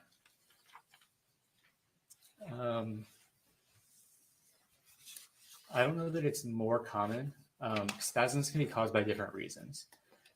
So passive range of motion is, like I said, the patient doing no active movement, right? They're not squeezing their muscle. They're not activating any of their muscle fibers. It's simply the therapist lifting their leg, working on range of motion, usually of a joint. So like I said before, if you're weak in that leg or that muscle's not used to extending and flexing with what we're doing, it can cause a spasm. But also, with active range of motion, those can cause spasms too. And there are other reasons that spasms cause with no motion. My work with Maya, from what I recall and from the documentation, that's the only spasm I noted. And the 20 hours I spent with her, 21 sessions, that was the only time I documented on a spasm. And I don't recall any other active or passive spasms during my time with her. Other physical therapists that worked with Maya indicated in testimony that CRPS patients find cross-leg position, crisscross applesauce, the most comfortable for that condition. Crisscross applesauce. Is that not your knowledge with regard to that leg position? So my experience with CRPS over the last 9 years is that it's highly variable. CRPS can affect any limb of the body, in any joint of the body. So, and that allodynia, that hypersensitivity to touch, can be in various areas. So it's really highly dependent on where the patient is having their pain, what it feels like for them, and then what their comfort positions are. So I don't know that I could say in general that crisscross is a overall general comfort position for patients with CRPS. If I have a patient with CRPS of their elbow, they're not going to have a problem getting into crisscross. But if I have another patient who has CRPS of their knee or in their knee, crisscross may be very difficult, or it might be that comfort position. It's highly variable how these patients present. So I wouldn't say, I can say in general that that's a comfort position in general for CRPS patients. I see in your note from December 1st, 2016, and then also documented in January, that you documented, quote, transfers to and from the couch with max assist, end quote. Can you please define max assist to the jury? Sure. So in therapy, we use different terms to describe how much assist a patient needs. And it's a scale. So max assist would mean the therapist is providing 75% and the patient is providing 25% of the effort, or of the All right, Julian, thanks for being here. of the effort to complete that task. So 75% total assist would be 100% for the therapist. Mod assist, as I said earlier, is 50-50. Min assist would be 75% for the patient and 25% for the therapist. And then we use words like contact guard assist, which is mean just like holding their hand or holding their back for support, or standby assist, which is being close and monitoring. All right, I don't but think I want to seeing listen to this them guy do lie it by anymore. themselves. I'm going to, Did or you have I don't any say lie, interactions with minimize Kathy his Beebe actions or whatnot, regarding Maya's care? his role in all this or whatever. I I'm just remember working with gonna Kathy Beebe. I don't fast remember forward to the having any next bit. conversations specifically with her about mine. Hold on. I said before, she wasn't walking when she left, but we did things. Second from the bottom, well, third line from the bottom, 1947. Listening witness. It's actually second line, yeah, from the bottom. Yep. Oh yeah, then they get to ask them questions. Okay. I forget. Let's see. Is that you? Our job as a physical therapist, as I mentioned, is we're going to grade what activity we do. Like I said, grade up, grade down based on how she's feeling and her feedback on certain activities. A chair that had no arm, this chair that has.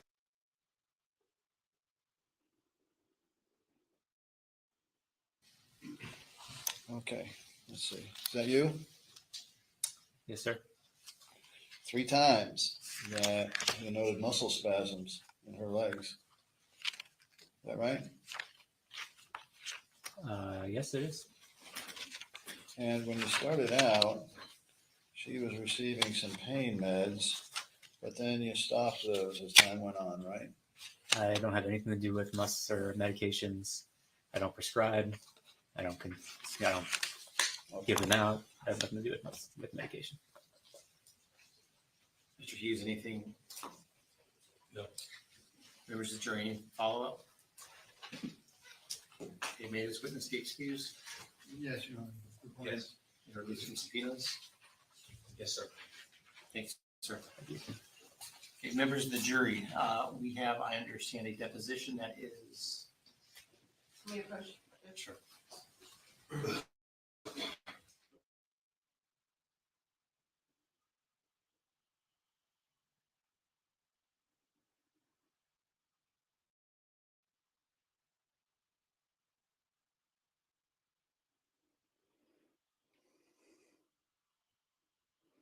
All right, let's fast forward through this. Do you want the lights remain or do you want them dimmed some? It looks like everyone, am I saying everyone wants them up or down? All but one want them up. I'm sorry. Let's, Ms. Curls, if you could tell us who we're calling again? Yes, it is the deposition of Dr. Farhan Malik, taken on November 12th, 2019.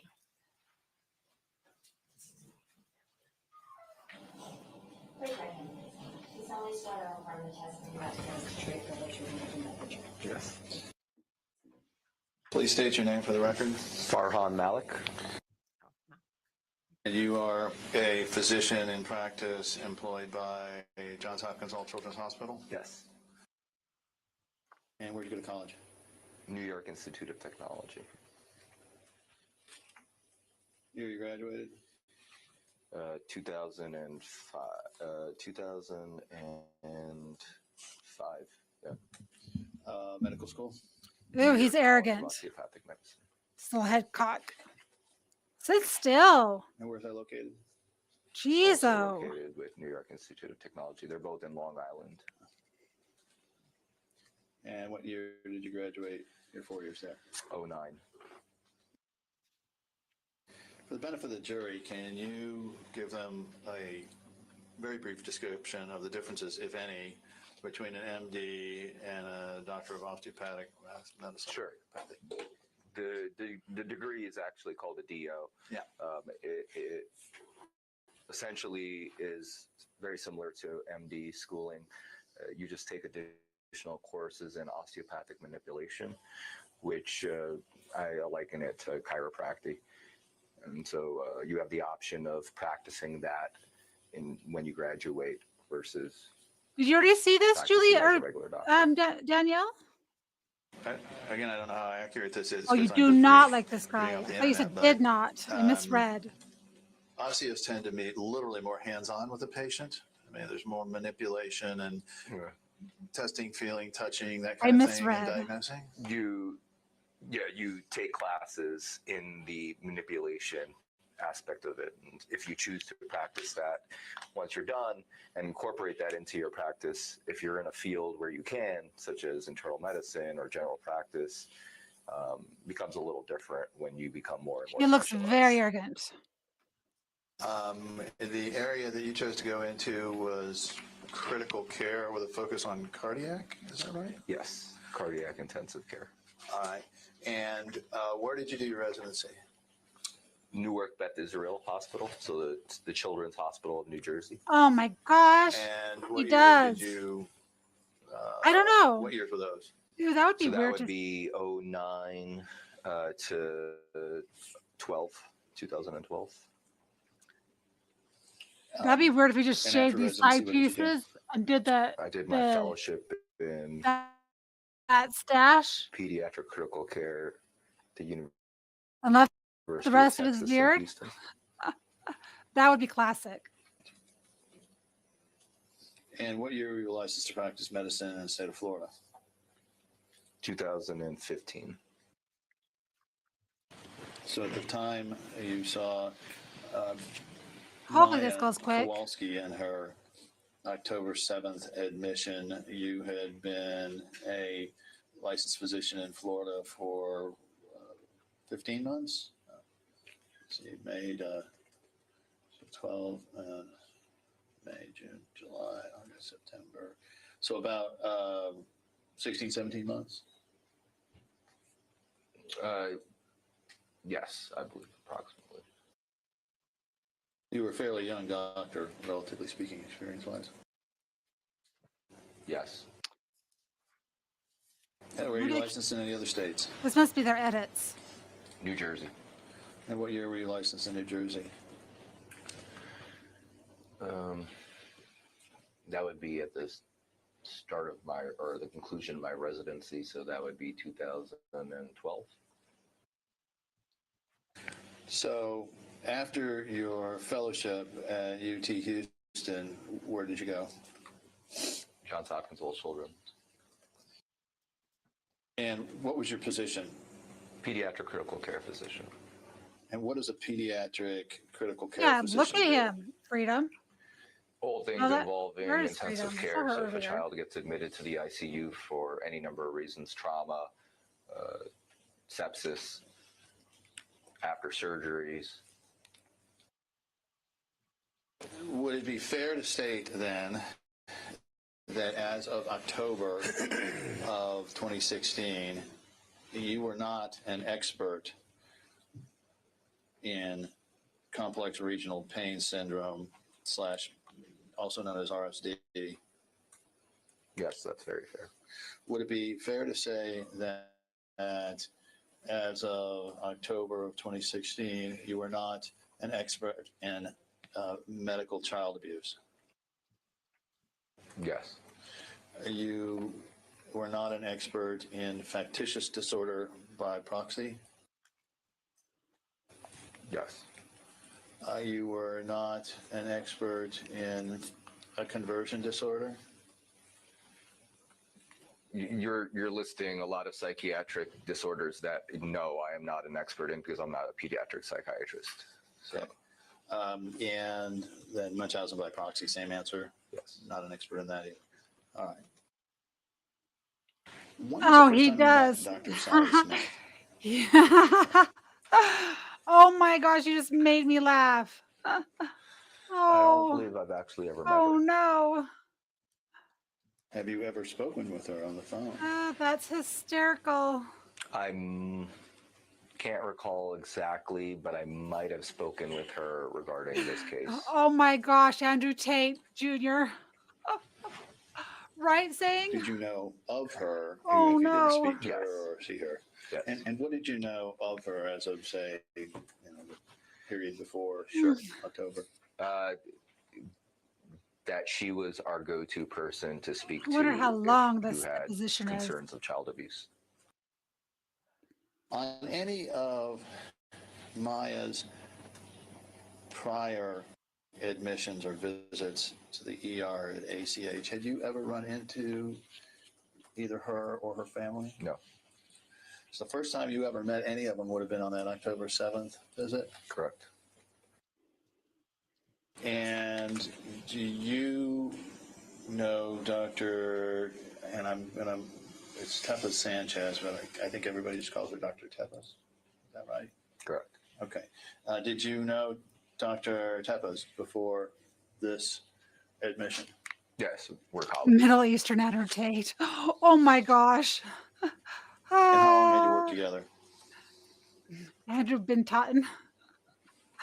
Oh no. There has to be some structure in your mind Oh about, no. do I make a call, don't I make a call, or do I recommend a call or not recommend a call? Part of being a pediatrician, if you suspect child abuse, by law, you're obligated to report it. Yeah. So How do you what are some of the suspect that? things that create a suspicion to you?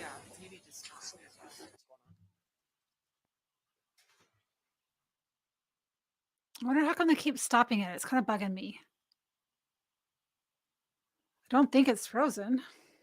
No, it's not.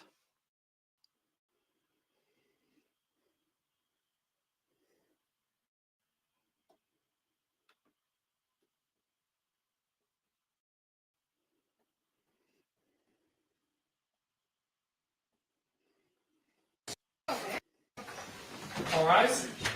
Jurors exiting. Have a good night. We'll Is try that again it with for the day? Dr.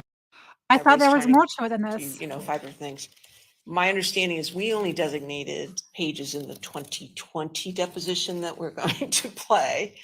I think the other Exactly. side They never even maybe asked was that looking at old question. designations and spent a lot of time looking at the I wonder if that was the 2022 or doctor that ended 23 up dep. being the one that But reported. my question to the other side is, time you'll never get back, I get that.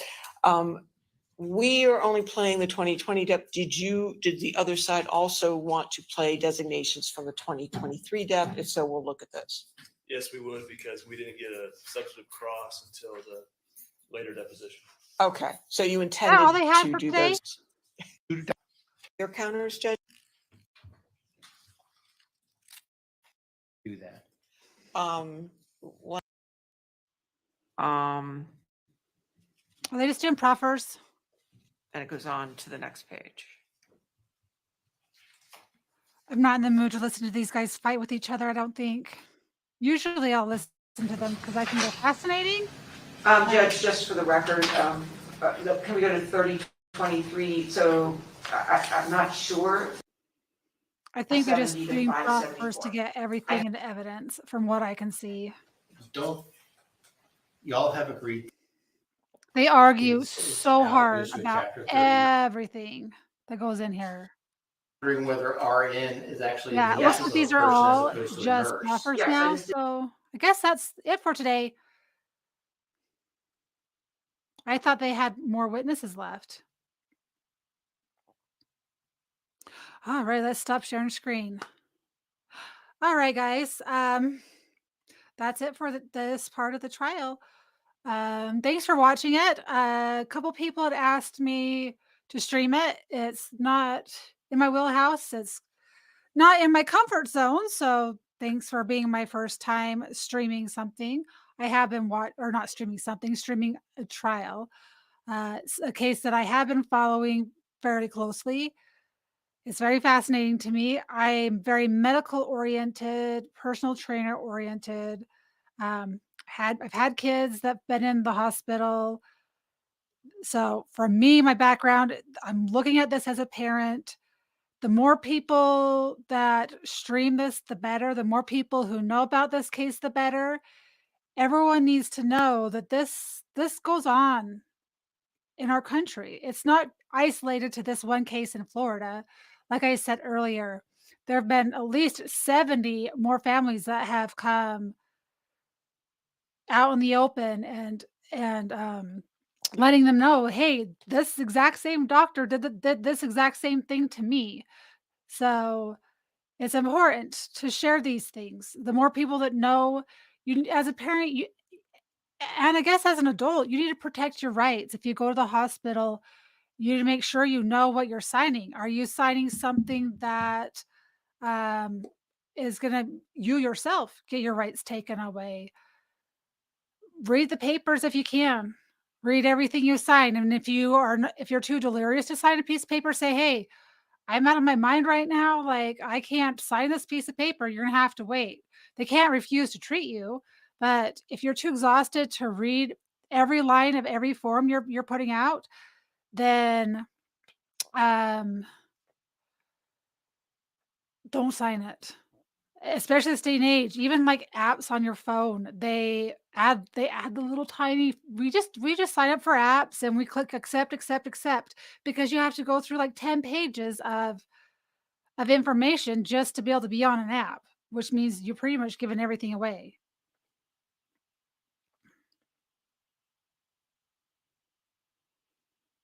Yeah, it's very sad, Jonathan, and thanks for being here. I appreciate you. Thank you, everyone. I mean, Newkman, Julian, Kari, Danielle, and whoever else I've missed. Hopefully, I've mentioned everyone. Um, someone was in here earlier at the very, very start. Medic, DC Medic was in earlier. Thank you guys for being here. Um,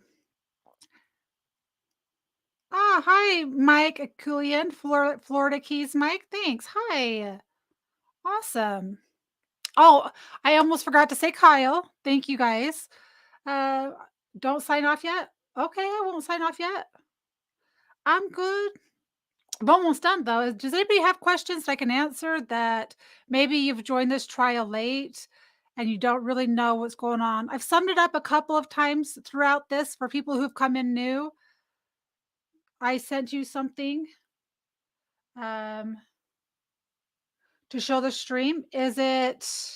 Um, is it something I can show the stream? And did you send it to um, Twitter DM maybe?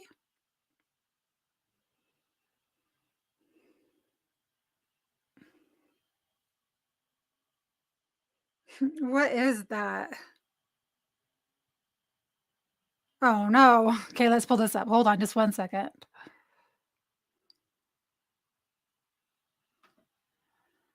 Let's see.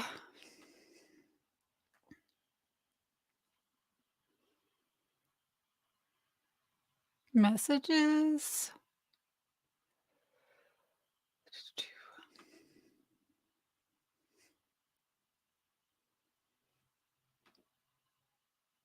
All right. Sweet. That's gonna let me share that like that. Look at my why would you do that to my face? Why would you let my face do that? That was very rude. Hold on. It's taking me a second to pull it up.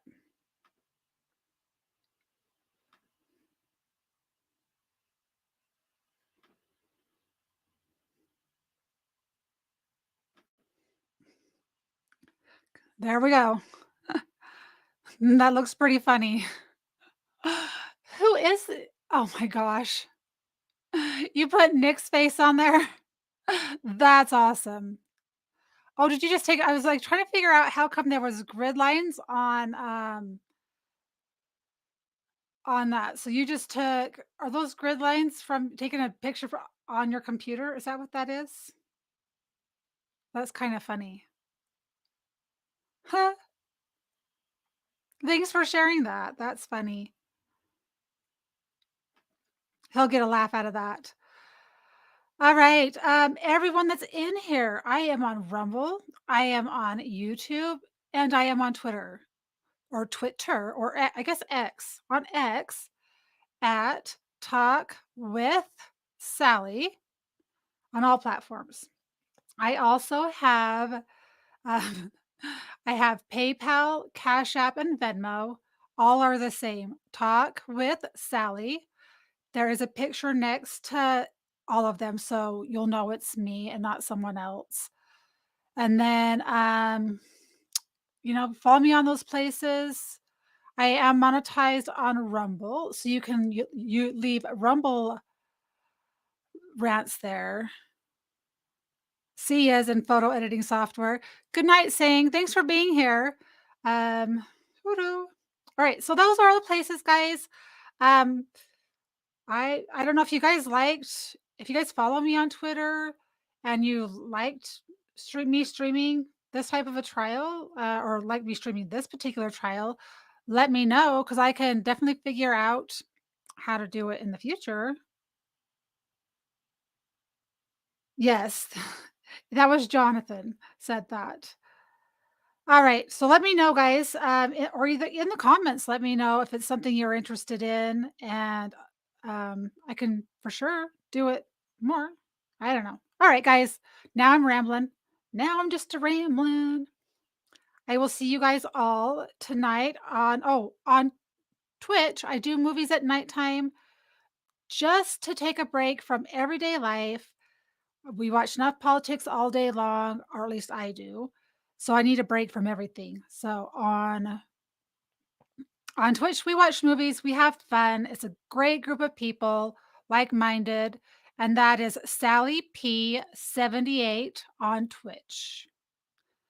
And it usually starts anywhere from 9 o'clock till 10 most days. Okay, with that, then I am officially ending this stream in 5, 4, 3, 2, 1.